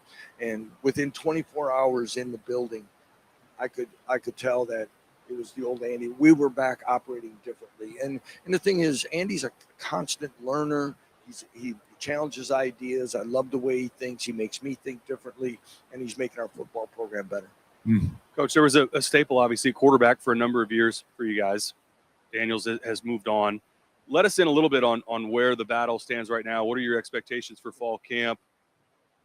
Well, first of all, I'm going to start timing how quickly the quarterback question. Second question. We almost let off with it. But, excuse me. And, it's been exciting. I say this, first of all, is that I know sometimes when you have inexperienced players, there's a lot of things that go into this. Is Jalen Daniels played a lot of football for us. Okay. Jalen Daniels also played 24 consecutive games for us the last 2 years. So it's hard to play another quarterback. Everybody talked about Jalen's injuries and things like that, but nobody realized he didn't miss any time the last 2 seasons. But also Jalen didn't, because of some cleanups and other things, he did not go through spring ball, a full spring ball, since we'd been at Kansas. Wow. So, but guess who got the reps the last few years in spring? Cole Ballard and Isaiah Marshall. And they got a lot of work and a lot of things. And I'm telling you, these two guys are well respected in our locker room as people, as leaders, and as players. And it's going to be a good battle. And is there a timeline on it? No. Sure. Could we play both guys in games? I would expect so. But we'll see where it takes us. And when it really, truly shows itself, we'll make that decision and announcement. With my small football brain, I think of Isaiah Mine too. No. Just ask some people. No, yeah. I think of Isaiah Marshall as he makes sense to me in Andy Kolnicki's offense. I've seen Cole Ballard. I mean, he showed up well in the K-State game where he was thrust into action as a walk-on freshman. But help me understand, why go with a guy like Ballard who maybe doesn't have the same ability in the running game that we've seen from Kolnicki? Or am I just, again, Kolnicki's offense can work with any type of quarterback?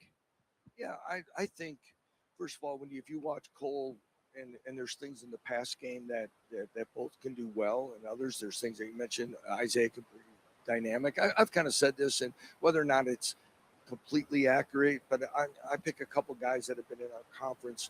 I look at Cole doing things like Rocco Beck at Iowa State. I look at some things that a very solid quarterback, a leader, a winner, can make the right plays. Yes, and he has some of those things for you. he'll get you first downs when you need to. And then I look, sometimes Isaiah could be a little bit like Dampier at Utah, and there's some similarities that they both can do well and give us some different things, but they both fit what we can do. And again, we talked already a lot about Andy. The thing that I love about Andy, and it goes way back to our Division III days, is he's done an outstanding job creating an offense based on what's available and utilizing our best players. And we are versatile enough in our scheme to utilize whoever those people are. Coach, I want to ask you about your schedule. Obviously, a little bit unique trip to London, and it's in the early part of the season. Have you reached out to either college staffs that have gone over and played in Ireland or NFL staffs? Is there anybody you've leaned on for how to manage that? Yeah, we've talked to a lot of different people in both of those areas that have gone to do that. We've looked at it. There's a lot of different philosophies, especially in the NFL, is to get there at a certain day or be there as least as possible and things like that. We think we found that what we feel comfortable with is leaving on Tuesday after practice, that we'll leave and arrive there on Wednesday morning. I know Arizona State's going to leave right from A&M, to go. There's some different ways to do that. Obviously, I went over there in April to do a site visit and kind of look at some things and other things that we have to logistically work through. But we've talked to a lot of different things in a lot of different areas. And again, when you win, it's good. Yeah. Okay. When not, then everybody says, Sure. why'd you do that? So What'd you think of Wembley Stadium? it's very impressive. Very impressive. And sometimes for an iconic place that is a little bit on the older side, so to speak, you're kind of weird. But to me, from what I would see on the inner workings and places that I saw, I think it's in great shape. Yeah, and I think it's been a weird 3 years for the football program, right? A couple of years ago, you didn't have a home. You were wanderers going to different stadiums and no offices. Last year, you unveiled the new stadium, but as you told us during the year, it's weird because you're looking across the sideline at the old stadium. So and then this year is sort of back to what it was a couple of years ago. Now you have a facility, you've got some of the stadium, but it'll be kind of clunky. How much does that affect the on-field stuff? Great question, because first of all, we have to play with what we have, right? You play the hand dealt. You have to do it. We knew we were going to work through this. This is going to be better for Kansas football. It's going to be better for Kansas athletics. It's going to be better for the University of Kansas when this is all completed. But one of the things Andy did say when he came back after a while, he goes, I don't think you guys really know the disruption of the routine that you guys really went through. And probably, and again, we go through our days and we just keep doing it, but there probably was some. Did that affect wins or losses? I can't say that, but it's going to be nice. And when I look across and see the lower bowl finished and how far they're going, we're excited about this season, everything that it brings, but the 27th season will even be more special. Yeah, finally. It's right out of the gate talked quarterbacks, but I'd be curious, is there a position group that doesn't get enough attention that you guys internally are like, we feel really good about this room? I think there's a lot of those. I think, Taylor, we have more depth, and the gap between the guy that goes out there first and the guy that goes in next is probably as close as it's been across the board for us since we've been here. And I think we need that, especially on the defensive side. We need to be better on defense. I think we're better up front. I like our linebacker core as one that would say that we have some guys that, I had our guys do some studies about percentage of snaps played over the last couple of years by especially the back seven when maybe things haven't gone our way late in the game. We got to be able to reduce some of that workload and stay fresher. We're gonna revamp some things we do practice wise and do things so that we can be a better team in the fourth quarter. Yeah, I think defensive line. I'm excited about the defensive line. DK McDonald last year, first time as a defensive coordinator. Like, what'd you learn about him? And yeah, I mean, obviously the rush defense has got to improve this year. And so have you seen that through DK? Yeah, I have. I think DK's done a fine job. It's, again, it's first year growing pains, so to speak. Again, we replaced the complete back seven when we had some guys that played a lot of football for us back there. Yeah. And again, especially like at the corner position, we had, between Mello and Kobe, it played a lot of football, played confidently and aggressively. We didn't get that at corner last year. We had guys that were, younger players that probably again, feeling their way through it, that I know we'll see improved play that way and more aggressive, confident play. Maybe not improved play, but we didn't get a corner interception last year, things like that. Wow. But Especially with DK, two guys that were ball hawks like Yeah. that. That's a great point. But the DK is highly organized, knows what he wants to do. Like I said, we've been able to try to address some things as we went through putting the roster together through the portal and through recruiting that I feel like we'll see the step needed on defense. We really appreciate your time, Coach.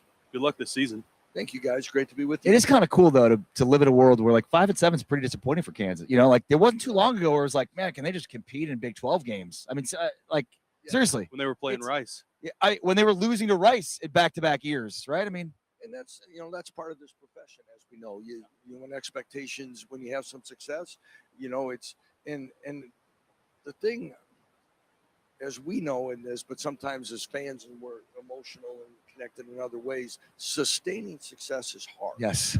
And the ones that do it really well, especially at certain schools with certain resources, it's really a remarkable job. Yes. And I don't think that's the part that gets enough credit. No, you're totally right. So Well said. But we'll be out there fighting, and I know I'm excited about our football team. Lance Leipold, the head football coach of the Kansas Jayhawks, joining us here for Big 12 Media Days at the Star in Frisco on Big 12 Radio, on TuneIn and Big 12 Studios.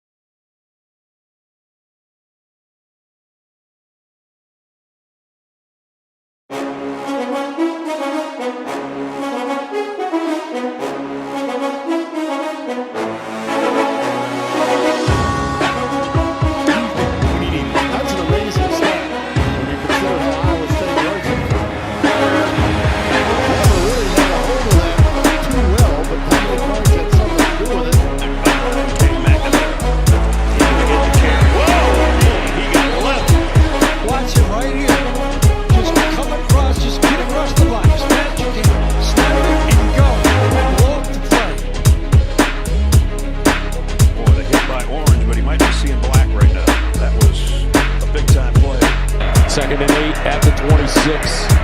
And they'll move straight ahead. Nothing doing, that's right. Dominic Orange in the middle. The bigs. They're doing this with only 5 guys in the interior defenders. And they're going against 6 guys, including the tight end. But look how fast the safeties trigger downhill. They get in there to defend the run. That's the key to this structure of defense. Gus, they play 3 defensive linemen, 3 linebackers, 5 defense.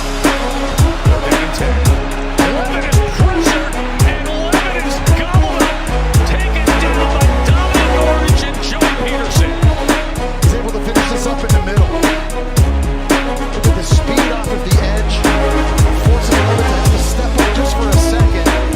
And 325-pound Dominique Orange able to make the sack. This is a good defense, Joe. It only had 15 sacks.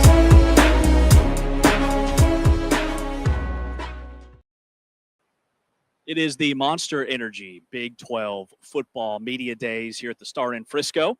We are powered by Modelo here exclusively on TuneIn. You're watching us on the Big 12 Fast Channel, Big 12 Studios, and we are joined now by Iowa State new head coach Jimmy Rogers. And Coach, the couple of times that we've talked to you, since you got hired, the one message that stuck out to me was, like, everybody talks about what you did at Washington State.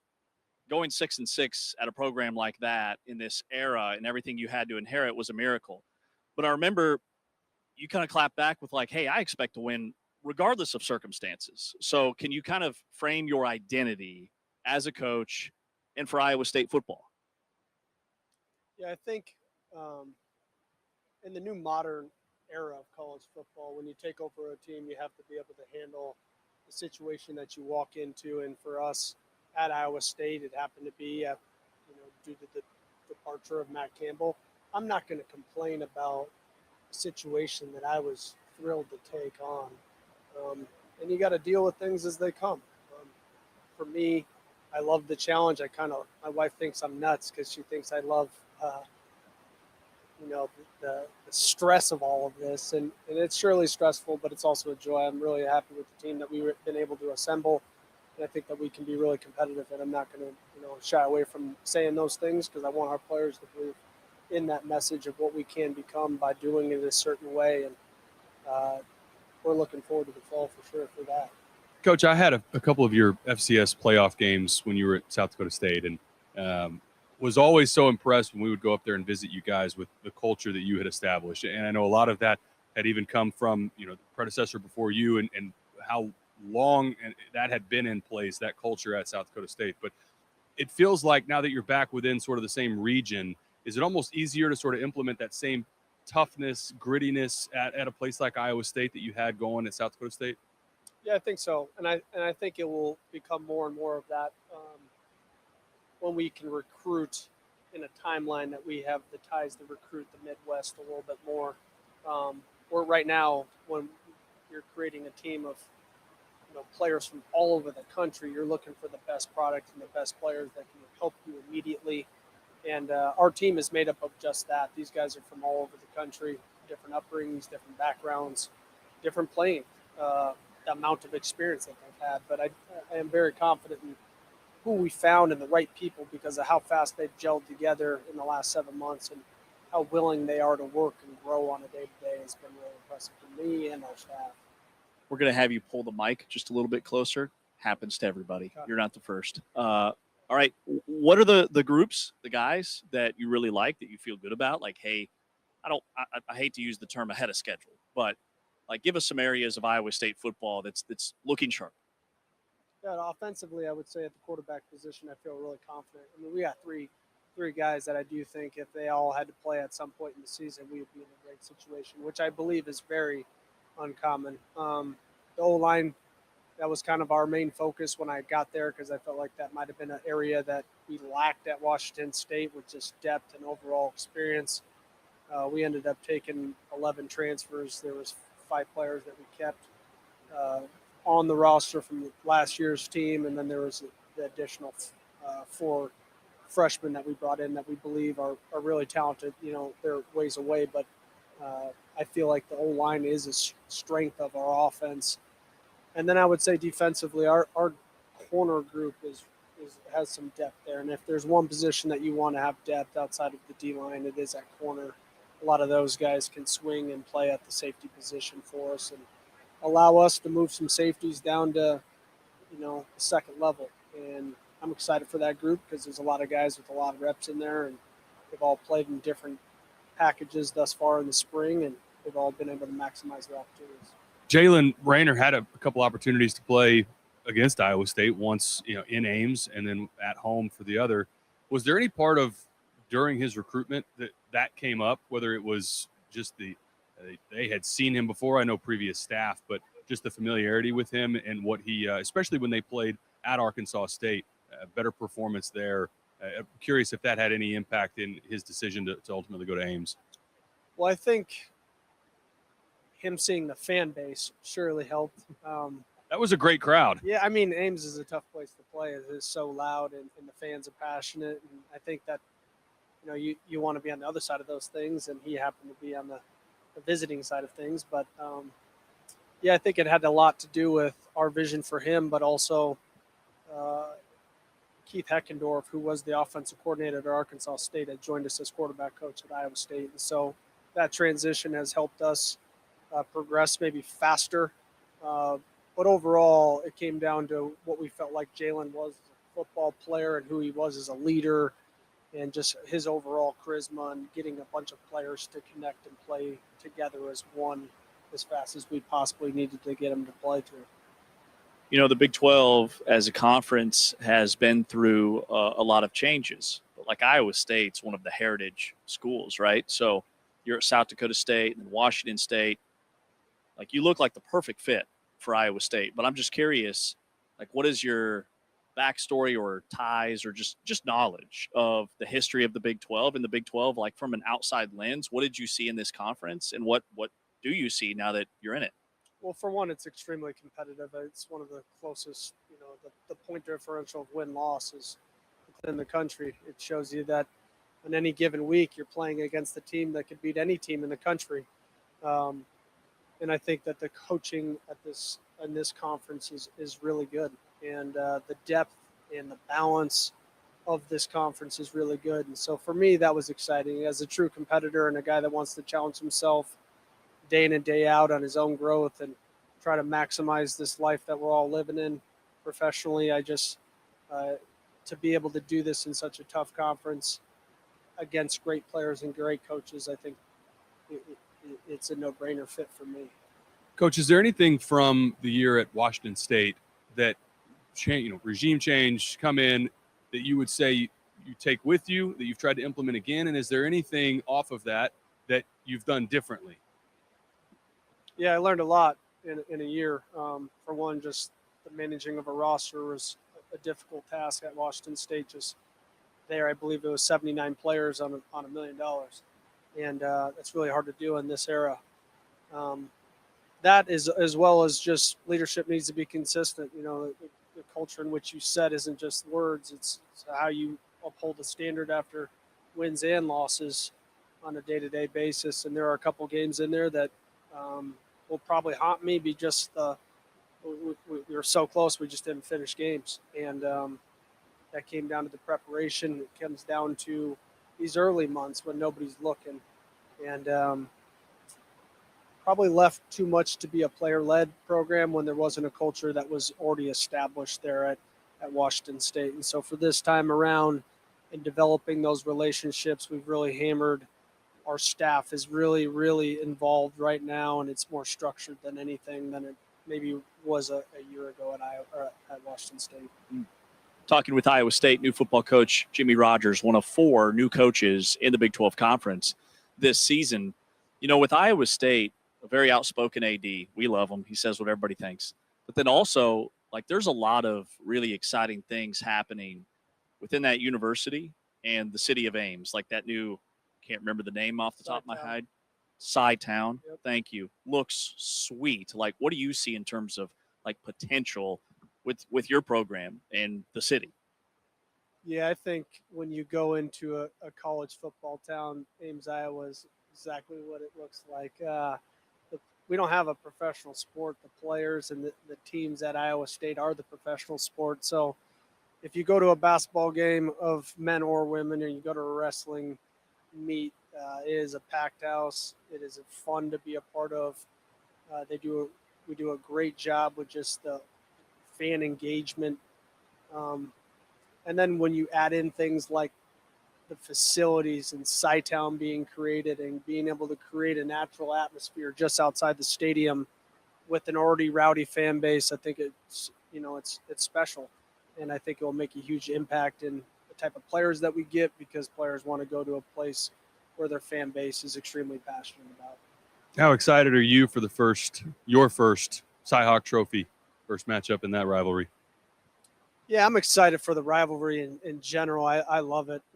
I love the intensity that comes with all rivalries. At the end of the day, I'm really kind of focused on getting our team to move in the right direction and play the way we want to play come fall camp, and then attacking this first game and really looking at everything as a, one game at a time type of mindset. All right, Coach, if you could have any former college football player on your roster, and it's college. So, like, if you're taking Tom Brady, you're not getting Patriots Tom Brady. You're getting Michigan Tom Brady. Who's the one guy you'd want to have and why? Any? Any. I didn't have to coach him? No, any. I don't know. Probably Reggie Bush. I watched. That's a good one. I grew up watching Reggie Bush. Same. And I don't know if there's a better, guy that I watch week in and week out perform, and almost, electric player. That, or I don't know, maybe the Honey Badger. Oh, yes. Yeah, they're good. Ron Matthew. Yeah.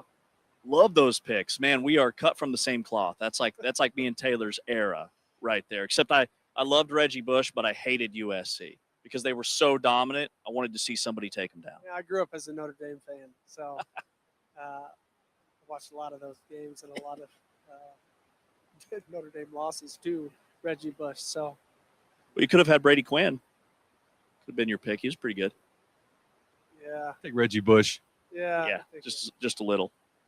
Awesome stuff, Coach. Well, welcome to the conference. Thank you for your time, and we'll be catching up throughout the year. yeah. I appreciate it. Thanks for having me on.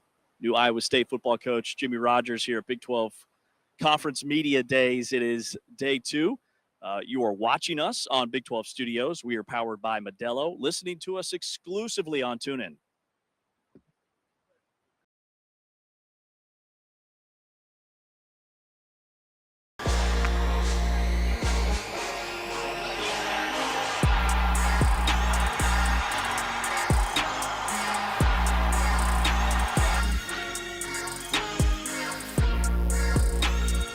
Texas Tech kicker had a 58-yarder last week. Flag is down.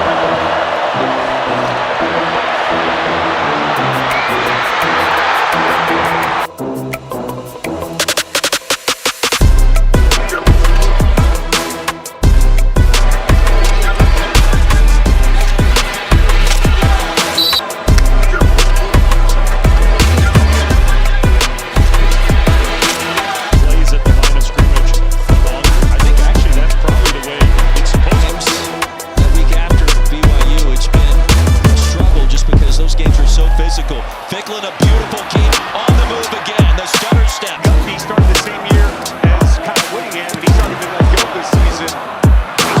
Breaks it to the trying to twist it to the outside and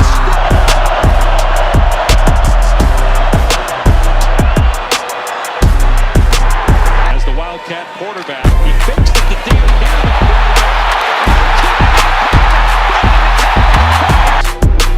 45 yards of penalties on this drive alone. And that's going to lead to a touchdown.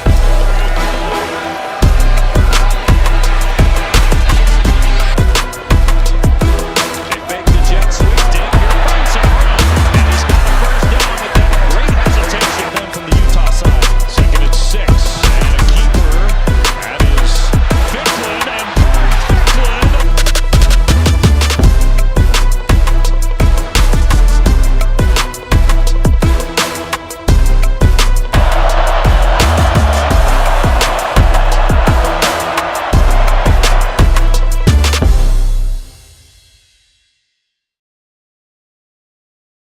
Big 12 today here on Big 12 Radio at the Big 12 Conference Football Media Days.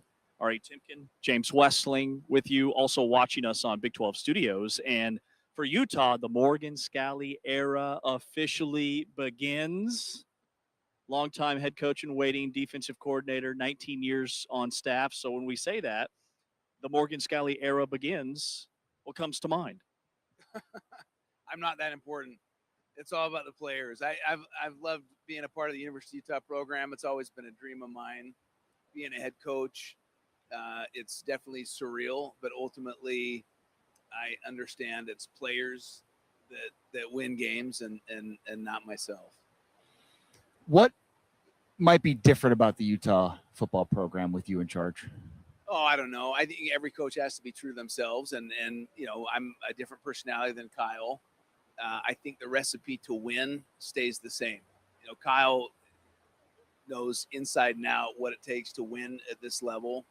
So I would probably say the recipe stays the same, but how the meal's prepared is a little bit different, you know, just with my personality, my flair. And I mean, you know, Kyle took a defense from his dad at Utah, right? So it predates Kyle too. How much is this Utah defense still Fred Whittingham's defense? Oh, quite a bit. I mean, no, the game's evolved. Right. Ultimately, it's not scheme. I mean, I could have a great scheme with guys that don't tackle, and the scheme doesn't matter. Doesn't matter. So it's about behavior. It's teaching elite behavior and great fundamentals and technique. You have to be physical. It's a game that exploits those that are soft. And so, you know, at the highest levels of competition, that's where physicality has to be a premium. And you got to practice that way. So more about the Jimmies and Joes than X's and O's You got in it. some ways. Yeah. Oh, But I love the piece about preparation, because I've always said this about Utah football teams. Like, over the years, you've had NFL players and lots of good ones, but it's like every year you could have new personnel on defense, and it didn't matter the names of the players because those guys come up with the same technique, the same training. Like that is, to me, the pudding, the secret ingredient, and the proof is in the pudding, because the players, you know, it's a new group on the defensive line. And every year it was like, you know, and those guys perform. I mean, it's just a staple within Utah's program. And I think that's the thing that's like, I still see that, because you've been a part of that as long as anybody. well, it's, you know, when there's continuity, you have an understanding of what you're looking for in a recruit, what you're looking for in a specific position. And so you can recruit to that, and you have confidence in it because it's been successful. There are not many programs. I think there's 7 programs in college football that have had 3 or less coaching changes since I've been at the University of Utah. Wow. The winning percentage of those teams is like 68%. Go figure. Anyone that's had more than that, their winning percentage is at 54%. So continuity, there's something to continuity, there's something to being able to establish a culture and recruit to it. So, Coach, on paper, you know, you have to replace 2 first-round NFL draft picks on the offensive line. Is that just on paper? I mean, you don't have to do it on the field. I mean, because if I can have those guys on the field, I'm good. Right. Like, maybe you've got clones. Okay. You know, like in the building somewhere. I don't know. We've been seeing, you know, DNA is a whole thing. All right, so how do you do that? Well, first of all, Jordan Gross is an amazing offensive line coach, and I wanted a great teacher. You know, Jim Harding was a great teacher, a very good offensive line coach. Went with Kyle to Michigan. But you take a look at what we did in the bowl game, you did it without those guys. And what fires me up every single year are the guys that have worked their tails off, that have been kind of waiting in the background to have their shot. And now you've got Zaraway Williams that's got his opportunity, right? You've got Ike Garcia. You've got Cedric Jefferson, these guys that we brought in from the transfer portal. They've got great coaching from Jordan Gross. The development during the offseason has been unbelievable. So at the end of the day, the game's played on the field, and we'll find out. But I'm very excited for these guys and the progress they've made. Well, and Williams he's pretty new to football, right? Didn't he like grow up a basketball player? And he there took definitely some development there, yeah, where he'd had to put on weight and his body wasn't necessarily used to it, but he's finally gotten to that point now, both physically and mentally, where he is ready for this moment. I'm excited for him. Far be it for me to tell Kevin McGivens how to call plays and run an offense, but you're going to do it.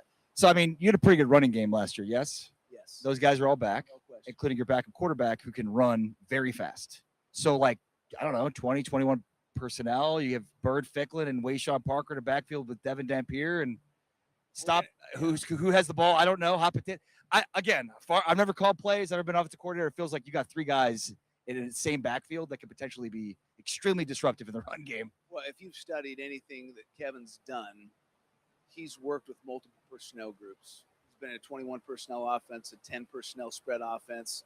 Like, he's all about getting the ball to his playmakers. Very creative, very innovative. Last year, Utah State, you saw 3 running back field sets, inverted bone stuff. So he's very creative, understands that it's about the players, not the plays. And we've got some really good ones. And, Bird, we talk about Bird and Devin, their development, under Coach McGivern, under Ryan Gunderson, our quarterback coach, has been awesome. So we're definitely going to be creative and innovative. And that's, one of the big reasons that Kevin came on board. Utah head coach Morgan Scalley with us here at Big 12 Football Media Days. So in basketball, like Dusty May wins a national championship and leaves for the NBA. And he said, like, right after they win the title, the next day he has to have like exit meetings and re-recruit his guys. That happens a lot in college football, but you've got Devin Dampier back. I mean, your star, your quarterback. So take us through the process of essentially him coming back to Utah. What were those conversations like, and what does he mean to your program? Well, I think number one was to establish the fact that, what I wanted to do offensively. And it's a tough position to be in for the young man.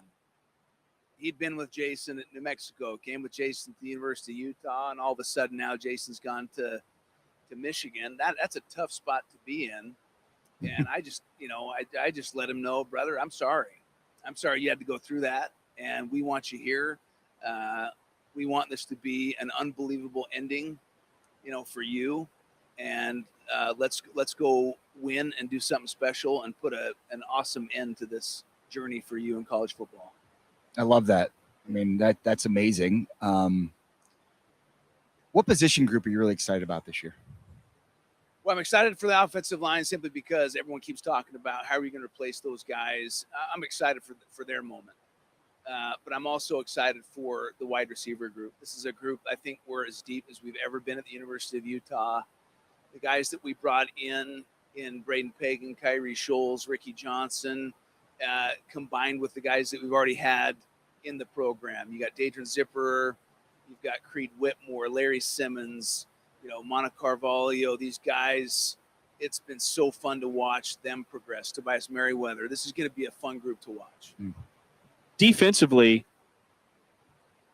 Ari alluded to this earlier. Number one, do you have a defensive back who goes, is his name Rabbit? Rabbit Evans. Yeah. That's awesome. Number one. Number two, again, you have a lot of guys within the program that now it's their moment. So defensively, what position group are you most excited about? I would say just like the offensive line, defensive line, we lost some guys both to the portal, to graduation. I'm excited for these guys to show up in a big way. Lance Holtzclaw came on end of last year, had 2 sacks in the bowl game. He's going to be a force, the defensive end spot. Ethan Day, who's a transfer from North Texas. And then you got Paul Fitzgerald, who's a guy that didn't play for us much last year because of injury. He is so hungry to get back out there. Cash Dillon's a guy that was a local kid. There's, our defensive tackles. Again, it's that, okay, boys, here we go. Who's going to be that guy? Every year there's guys that fans don't necessarily know about, right, that all of a sudden, bam, and unbelievable season. So I'm excited for those guys and what they're about to do. Are you happy to get Jay Hill out of the conference at the very least? He's a dang good coach. He's a dang good coach. Very good coach, and he's going to do well for Michigan. I wish those guys nothing but success. Yeah, Kyle didn't just take Utah guys with him. He took a BYU guy with him, too. Coach, man, we are super excited to have you at this level, in this league. Utah football, you guys had an incredible year last year, and we're excited to see what 2026 brings to the table. We Congrats appreciate to your time. Man. Well deserved. You're a great representation of this conference and all the time you spent at Utah, man. Congratulations to you for getting this opportunity. Awesome university. Just grateful to be a part of it. Thanks so much, guys. Appreciate the job you two do. Thanks, Coach. That is Utah head coach Morgan Scalley here at Big 12 Football Media Days, presented by Modelo. We are watched on Big 12 Studios, and you're listening to us exclusively on TuneIn.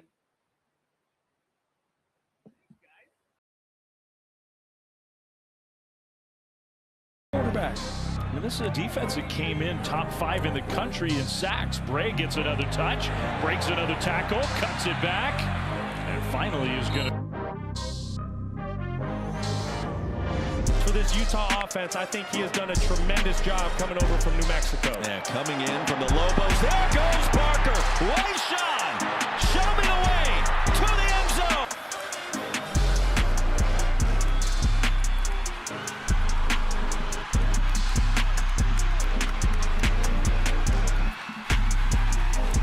Plus. It wasn't hurdles, it was like steeplechase. Parker for 12 now in stride, calling wet football. Rodgers carries, and it's a first down.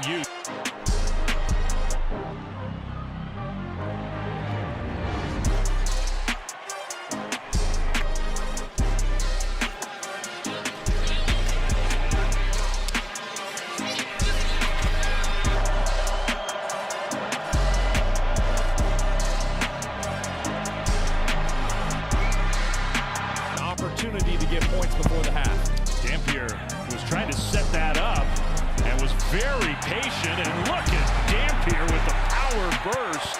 He ran through a couple different.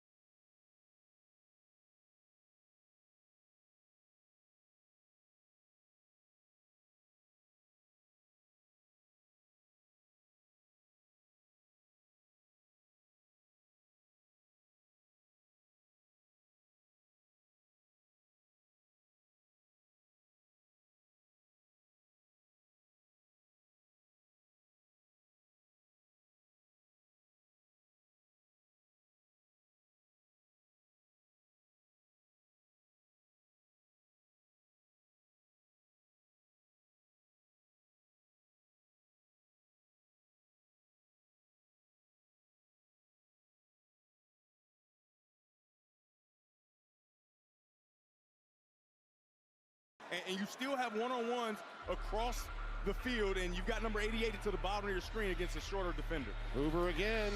Crossing pattern, end zone, caught, touchdown. It's a moot point now. It's Rogers, the tight end. About 4 hours from campus in Fort Worth. 5 wide here, and all sorts of time for Hoover with a dime down the middle of the field. DJ Rogers, the tight end, sets up first and goal for TCU. The Red Raiders might say, if you could just get a redo on that one. Big play to DJ Rogers, the tight end, rumbling. DJ Rogers all the way down to the 25-yard line. Big game there for this TCU offense. Hoover 6 of 7 in this opening drive. He'll keep it. Just tosses it to DJ Rogers, and TCU on the board first. Snap back. That's always a good job by a defender. Hoover, he does it again. No problem. DJ Rogers has it inside the 10, all the way down to the 8. Hoover pulls it to the tight end, DJ Rogers. His second touchdown of the season.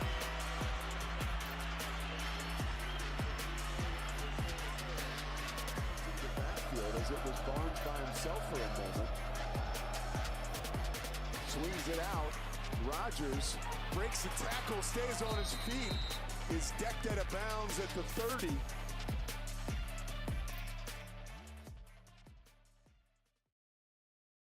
Big 12 football media days here at the Star in Frisco. We are now joined by West Virginia head coach Rich Rodriguez. And Coach, West Virginia is my pick. They're my breakthrough team for this year. I'm really excited about what you've got. Yeah, I've got. I'm glad you said that. Everybody's got us kind of picked down. I really don't. You know, it's motivation. We get picked at the bottom or something like that. But motivation doesn't last anyway. I'd rather have discipline than motivation. But either way, I think we're going to be a better football team. I like the way we looked in the spring. I think our guys got a great attitude, but we'll find out. It'll be fun. How do you cultivate discipline? Well, you have to start that from day one. And to me, it's not a sometime thing. It's an all-time thing. And if you let one thing go, like say one guy loafs one time and you don't correct it, then you won't have the discipline that you have to have. And like I said, discipline's greater than motivation. Motivation is good because that'll get you started, but discipline will carry you through. Yeah, it's fleeting. Motivation's fleeting. Yeah, and I think your discipline is harder now than it's ever been because, you know, the circumstances around, but it's still there. I still think good players want to be coached and good players want to be in a structure where everybody has to be adhere to the same kind of rules. Well, it's back-to-back years that you've had a lot of roster turnover, but yeah, how about that? 80 guys every year. I got to learn their names, you know what I mean? But I don't put like name tags on their helmets. I should. I just tell them, I'm going to learn their name, but when they screw up, I yell at them. So sometimes when they screw up, it helps because I got to know who I'm yelling at. Well, like year one, you had to recruit enough guys just to field a team. And now that you're in year two, it's, you know, I keep saying like, okay, now he has his guys in the program. Yeah, and that's a fair point. But I told our team, I said, as soon as I took the job, they became my guys. The difference is now, you know, last year we had no money and no time. This year we had a little money and a lot of time. And so we were able to intentionally get certain, you know, guys that have played and proven themselves at the group of 5 level or guys that wanted an opportunity. We signed a big high school class, the biggest in the history of the school, some really good players. And we think we found the right guys, but we still got to coach them up. And, you know, I like the way, you know, they've worked. And, you know, people call it as a developmental team. I think that's, you know, everybody's a developmental, got developmental players. But last year we had 30-some seniors, because, again, we had to get what we could get. And they did a good job. They helped us with our culture. But this year, we only got, I think, 14 seniors with the new 5-for-5 rule. So, you know, we're going to have a lot of our good players going to be back for 2 or 3 more years. Yeah, and that is the one thing I noticed about your approach in the portal is you were not getting one-year guys. You're getting multi-year guys. You've got a great class. I mean, some high 4-stars as well. Here's my question. Let's say some of these guys blow up, which I expect them to. What does the NIL look like in order to keep them at West Virginia? Yeah, good question. It's like, you know, your most important NIL factor for me is retaining the ones that have earned it. You know, we don't have a lot of fluffy slogans. One of us is earned success. And if you do well, we'll take care of you the best we can. And we've told that, and we've done that last year to this year, and we'll do it going forward. We got to reward the guys that have done well and proven themselves. But you still also got to have a little bit of money for the high school guys and new guys. It's just that number's just going crazy now. Yeah. Getting high school guys getting $1.5 million based on what? Okay, they ran, they had a great high school career and they've earned something, but they haven't earned as much as what your current college players have earned. So, Totally. For us, we want to make sure our guys come. We take care of them the best we can. If they do well, they're going to get rewarded, and we're not going to let them leave. The retention part of it, now somebody may give them like double the salary somewhere, and they have that kind of $40, $50 million roster, but we're going to try to keep all our good players. Do you like the new 5-for-5 ruling? Yeah, I think that clears it up a lot better. I think there's a lot more rules that need to be in place. Like, we need a true hard salary cap we're kidding ourselves to think. And if I'm a school that has a $40 million cap and I'm playing teams that have a $15 million, I don't want to change the rules either. Yeah, right? right. I've got a competitive advantage. So why would I want to change it? So for the good of the game, I guess if that's what you want to call it, there needs to be a true hard cap. And I think we're headed that way, but I'm nervous that it's not going to happen for years. The main reason he's optimistic about your team, and the main reason that if I have optimism around your team, it's because of Rick Trickett, who's back. Yeah, with that's you in the great. saddle. Huge fan. I wanted to have somebody older than me on the staff. And he's infinitely older than me. He's been doing it. But your offense, no offense works. No offense works without an offensive line or blocking. Well, yeah, it starts up front. And the other part of it is that we were able to identify a few guys out of the portal that were really good group of 5 players that wanted to move up and play at the highest level. And then, Trickett has been in my system. He knows how it wants to be done. And he's still, what's unique about Rick is that, he still coaches like he's trying to prove himself every day. He's been doing it for years. He's the best technician I've ever been around. And he has a process that everybody has to learn when they want to play for him up front, and a certain level of toughness and intensity. And so it's great to have him back. But also have some continuity back with some of the rest of the coaches are coming back, and enough of the players, even though it was a big roster flip again, there's enough players that understand our culture, and guys, we actually brought guys in that had played for me before that understand our culture. They'll help us get on our way. All right. So what are the parallels and the differences between your two quarterbacks, at least the guys that are getting the headlines, and Michael Hawkins and then Scotty Fox, who had a really nice year? Yeah, Scotty played as a 17-year-old true freshman last year. He's got elite arm talent, competed, and he's better, and he's a great competitor. And then we think Mike Hawkins, his ceiling is really high. And, you saw him play. He started some games at Oklahoma. He's very productive. And we know he can throw and run. He's a quieter guy. But I tell you what he is. He's really decisive. That's what you want your quarterbacks to be. A lot of times when the quarterbacks, especially younger quarterbacks, they hold on to the ball too much or they hesitate a little bit. And even in the spring, as he was learning, he was really decisive. So I think he's got a great ceiling. He had a really good spring. I feel comfortable with him. I feel comfortable with Scotty, and we got some good young quarterbacks as well. So, I like where we're at. But I think the best friend for our quarterback is we're going to have a better running game. Yeah. And so we have the whole running back room is new, but we bought the leading rusher back in the country in Cam Cook, who's played in our league before. Right. And been really productive. And then I think we have 8 offensive linemen that were starters in college. And so our competition up front is going to be really good. And you mentioned, having some continuity, some of these guys that came over from Jack State, Cam Cook, one of them. What was the difference between Cam Cook at Jack State and Cam Cook at TCU? Well, he was it wasn't exactly my system, but Trickett was there. So he got a lot of similar type of run, type of stuff. But Cam is a guy he's a quieter guy, but he's really, really competitive, ultra competitive, and just a really good football player. In all facets. He could catch the ball, blocks, and all that. And I think he just, when he went to Jack State, I didn't ask him, but I think he wanted to prove himself, and he did in every game. Yeah. And leading rusher in the country. Yeah. And not bad. And then I convinced him, say, listen, now you want to do it on the highest level. And our running back room was all empty. And so we needed one veteran that could do that. And he's without question the bell cow. I'm looking for a big year out of camp.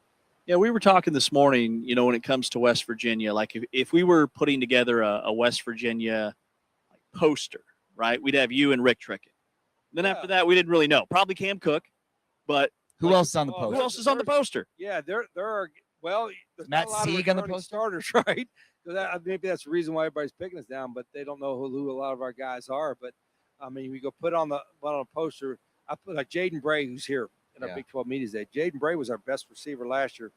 He got hurt in the second game, didn't play all year, and now he's bigger, stronger, and healthier. You know, Nick Cray, who's here last year, he was our best offensive lineman. You know, we're moving him inside.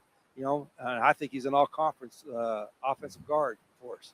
And then we got the other guy here, Jameer Latimer, who started for me as a true freshman at Jack State, started at Wisconsin, so he's a proven guy. Yep. And so we got him. You know, it's now you say he's not a returning starter, but he is a returning starter because he started in the Big Ten. He started it for us at Jack State. So we've got enough veteran presence to have some grown men on the field, but we also have some really, really good young talent that's going to be at West Virginia for the next 2 or 3 years. Yeah, are those guys going to play? Matt Sieg, I forget the name of the lineman. Kevin Brown, who looks like Kevin Superman. Brown. You know what I mean? You ever see this guy? I mean, he's he was so high, a true freshman offensive lineman.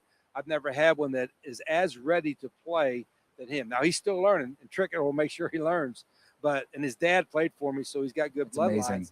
But Kevin he's an absolute freak, and you know, he's ready to play Division I football right now. How about Matt Sieg? Yeah, Matt's the same way. It was, you know, we weren't even in the deal with him, and we saved enough money for the last minute to make a run at Matt. Wow. And we had multiple positions to play at. You know, obviously he's going to play safety first, but he could play some quarterback. He could play some receiver. He's going to play a lot of different areas for us. But you know, he was a great get at the end. But we also signed some sneaky high school guys and junior college guys that we think that are going to be really good players. Like we were too small. We were getting mossed in the secondary. The kids are playing hard. We were just getting mossed. They were throwing the ball high. Well, now we got some corners that are 6'3", one of them 6'4". So we look better anyway. Well, and I just saw Jaden Bray walk through the tunnel. He was facing me. So I couldn't see the name on the back of his jersey. I said, man, that guy looks like a dude. Yeah, it's Jaden Bray. He was wearing number 5. Yeah, and he's a big physical guy. He's 6'3". He's a great young man. Just had bad luck. You know, last year we wound up playing 5 quarterbacks because of injuries and 5 running backs. And I'm like, okay, we won't have back-to-back years, right? Knock on wood that we're getting those kind of injuries. But I said, we got to be prepared just in case. And so the coaches, we kept getting these commitments. We had 39, like I said, 39 guys on signing day. And the coaches were nervous. And I said, I don't care if the horse is blind, load the wagon. So we were loading the wagon up. We got them all. Yeah, I think it was you guys in Colorado suffered more injuries than anybody else. Yeah, and it was just a freaky thing because I looked at it, studied it, whatever, and it was just one of those years with bad luck what happened. But it got some experience, like Scotty got some experience, and some of these other guys got some experience that will help them this year. But what was most important last year was that we established the culture, the way we go about doing things. That didn't take a step back at all. Even with some of the tough losses we had and playing awful, whatever, you know, we still got the culture somewhat installed. And then this year, those 30-some guys that were returning really helped those new guys understand how we do things. And Scotty was 17? Yeah, he's 17 years old and rode early. And so when I'm like, you know, we got to tell the coaches, I said, remember, this guy's supposed to be in high school right now. And he's out there playing. And I thought he competed really well, you know, as a true freshman. And so he's taken another step. When will you know? Mike has been great. The competition between those two was great all spring. When will you know? Who's going to be a starter? Yeah. Well, I might know tomorrow, but I'm not telling you. Why would I? We won't tell anybody. listen, I wasn't asking you to tell me. I'm just simply saying, when will you know? I like you guys, but hell, I'm not going to tell you. I give anybody an advantage.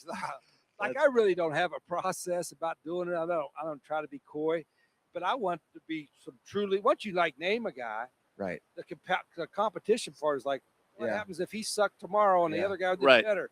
So we'll wait till game week and then we'll figure it out. But I also communicate with them. Here's one thing that I always believe is coaching. I coached my son and said the same. He said the 2 most important things is always don't waste our time and always tell us the truth. So our meeting rooms are called the truth rooms. We're brutally honest with each other. And I tell the players, listen, if I make a bad play call or something, say, Coach, that sucked. Right. Now son called me out on that a couple of times, but most of the guys don't. But the truth is our environment is better. Yes. Because we're open and honest with our guys all the time. And I think that's happening too much with young players throughout the country. People aren't being honest with them. They tell them one thing when they're recruiting them. When they get there, something different. And we're brutally honest with our guys from the start. Man, I love it. Coach, we are super pumped, thrilled that you are in this league. Yeah. Excited to see what your team looks like this year. Great. Big 12 is great. We're happy to be part of the Big 12, and we're going to make a run at it. Thanks, Coach. Thanks, guys. It's Rich Rod, West Virginia, here at Big 12 Football Media Days. He's Ari. I'm James. This is Big 12 Radio, watching us on Big 12 Studios.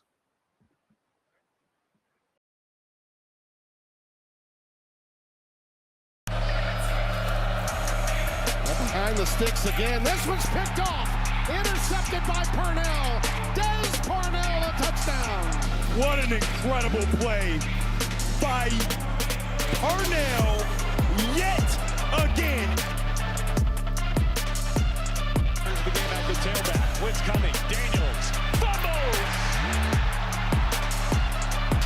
A fourth down takeaway for Kansas State. Malcolm Alcorn Crowder. Pick play in the middle that turns a defender loose. Big, strong receiver to make those plays. Hit for Kansas State. Purnell and Romaine together. Purnell was first, Romaine second. Hoover, tip ball. It's intercepted by Purnell. Des Purnell, his second of the day. Purnell with another interception, and he tries to get to the end zone again.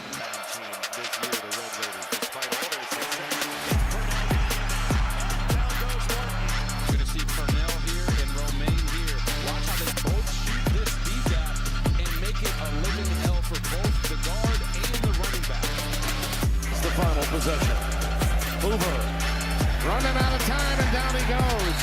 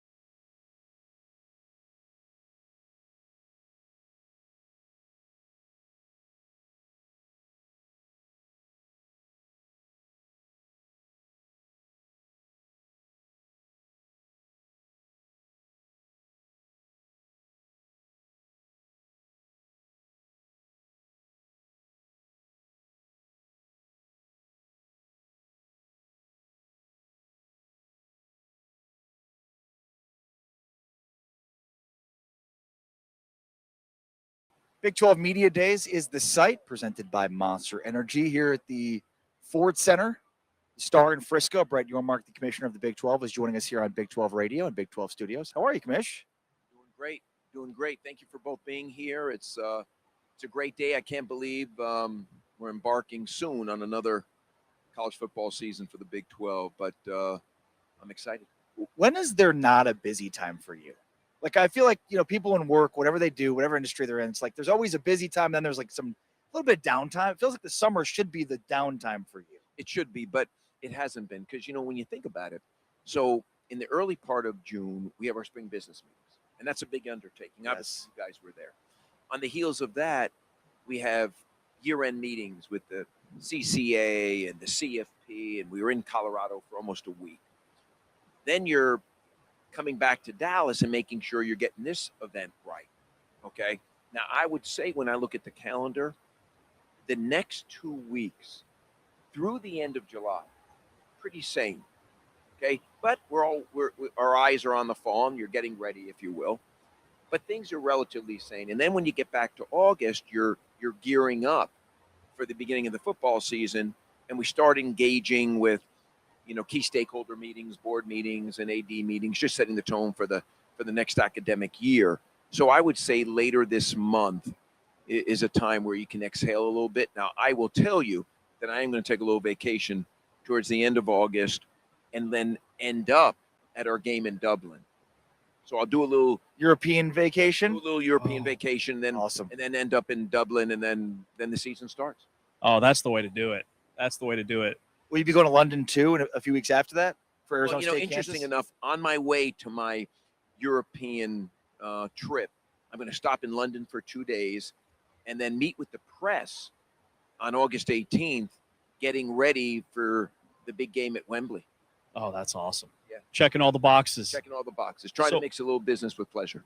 You were at the podium earlier. We were here. Coaches at the podium, coaches here. I missed the big announcement about the partnership with Monster Energy. I get online. I see it everywhere. This sounds huge for the Big 12. It's a big deal for us. When I first got here, I wasn't sure if the Big 12 had the right brand equity. And, I had flirted with possibly renaming the conference and integrating a bit of a commercial element. But then I realized that given the hard work of the staff at the conference office, our board, our ADs, we've developed a real positive narrative around the Big 12. And I often say it, there hasn't been a better time than right now to be part of this conference. So why jeopardize that? Why compromise that? So the next thing I thought about was, how about if we do some naming rights for different sports and take conference-controlled inventory that's never been monetized before and figure out what we can do with it. And that's what we did. And I'm thrilled about the Monster partnership. Monster Energy, checks a lot of boxes for us. Great brand alignment when you think about the drive and edge and ambition of their brand and our brand and our student athletes. You think about the global nature of their business. They're sold in 159 countries. So think about where they can take us. They do a lot of retail activation, and they plan on taking us to retail, not just the conference, but the conference office, but other elements, of the conference in our schools. There's a lot of things they're going to do for us to elevate and amplify who we are and where we're going. So it's a great partnership from that perspective. Obviously, the economics matter, but it's really more about when you partner with someone at this level, what can they do for your business and brand? And I think they can do a lot. One of the things that I really admire about your leadership is the way that you're able to get consensus. That we see a lot of infighting amongst conferences across the country. When the Big 12 makes an announcement, everybody's behind it. There's no athletic directors or presidents that come out, disagreement with it, right? Like putting the Sorsby piece to the side for a second, like you get consensus on everything, even the Sorsby piece. I try, and it's not easy. No, it's not easy. I will tell you that based on where I came from, managing to a 16-member board and obviously the influence of the ADs is something relatively new for me. And I've adjusted. And it's probably taken me a little time to get there, but building consensus is critically important when you have multiple stakeholders, at the table. And I think over the last 2 years, alongside my ADs and my presidents, we have worked on cohesion and making sure that we all share in the same mission and vision. And I'd say right now, we're where we need to be. What are the latest, I guess, updates? Because it feels like with all the college football big picture stuff, with the eligibility stuff that just got passed and the Sorsby stuff and the Protect College Sports Act, where are we at on the college football playoff and the Big 12's position? And just kind of, is there any movement? When do those discussions kind of get kick-started again in terms of where that lands? I think I know we had meaningful conversations in Colorado. And I would say we kick-started them in Colorado last month. And I think they'll continue when we come together later in the summer. Okay. And, for me, and I said this earlier, I do like the element of access, greater access, and 24 delivers that. Having said that, the economics matter. What does the marketplace think about going to 24? What does that schedule look like? The economics, obviously a priority, the scheduling, and then what are the unintended consequences? What are the things we should be thinking about that we're not? That could play a role moving forward. So we started vetting those things out in Colorado, and I think we'll continue to do that through this summer. And I think by early fall, we'll have a sense for directionally where we need to put in more time in an effort to ultimately get to a decision. I remember when we talked with you about this, I think it was before the spring meetings, you kind of mentioned basically like, we've got to model this out and make sure that the revenue is there and you're not in it to be made whole. You want to exceed your revenue, which makes sense, right? Is that possible because the championship game is such an important event. We talked to Scott Draper about it. Is it possible to generate greater revenue without a championship game? Well, I mean, the proof is in the pudding. We'll see what the marketplace is for a 24-team format. And, we have our own external team and resource that we rely on to do some of that modeling for us. And so far, based on what I've seen, it pencils out pretty positively. But we're certainly not going backwards. Right. And as Scott said earlier, and he's right, our football championship serves as a huge tentpole event for us from a brand perspective. I mean, last year, you guys were there. We had 85,000 plus. Our ratings were up 39%. It ultimately was just a big moment for the Big 12. And I don't want to give that up without knowing what I'm trading for. Because effectively, it's a trade. Yes. You know what you have, and you want to figure out, is there an opportunity to get something that benefits the conference in a greater way? And that's what we're working on now. When it comes to, like we were talking with Scott Draper earlier, and the some of the best experiences I've ever had as a fan was watching college football in person, being in the stadium on weeknights. I love it. The championship game will kind of be back and forth between Fridays and Saturdays. What are the benefits of not just that game, but also having these games during the regular season on Fridays or even another night, down the road in the future? Well, I tell you, there's lots of different decisions that go into that. Okay. And I'll just be very candid and transparent. I've said this before. We need to find clear air for some of our games. And we need to be flexible in what days of the week we play.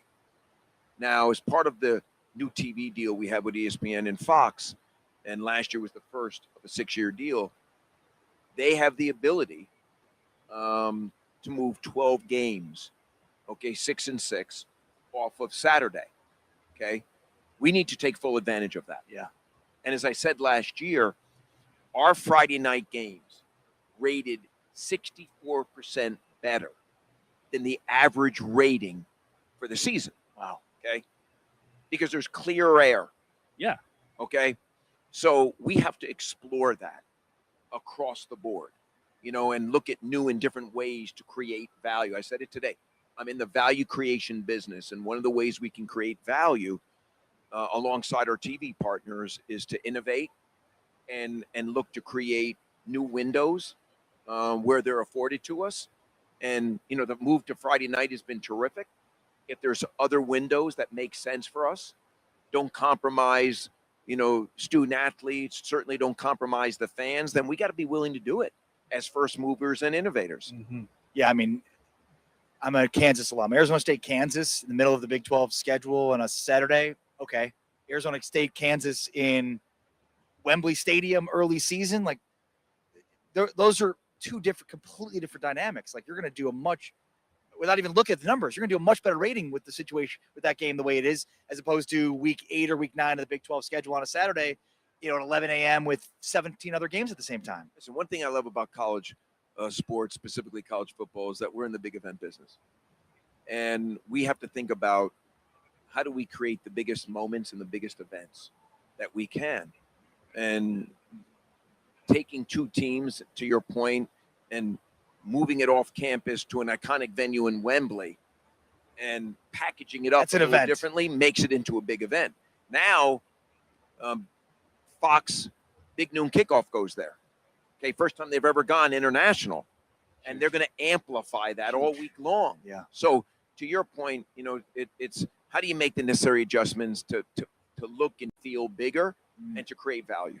The one thing that I wanted to ask you, it's a frustration of mine as we try to really, raise the profile and voice of the Big 12. How do we get 2 playoff teams? It just feels like, there's BYU in particular. Like, I understand they lost Texas Tech twice last year, but it feels like they had a considerably better resume. The last 2 years, they're getting credit nationally for.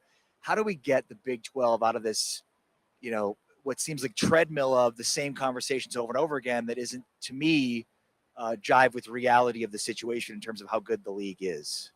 We got to be better. I mean, I said that today. We just got to be better.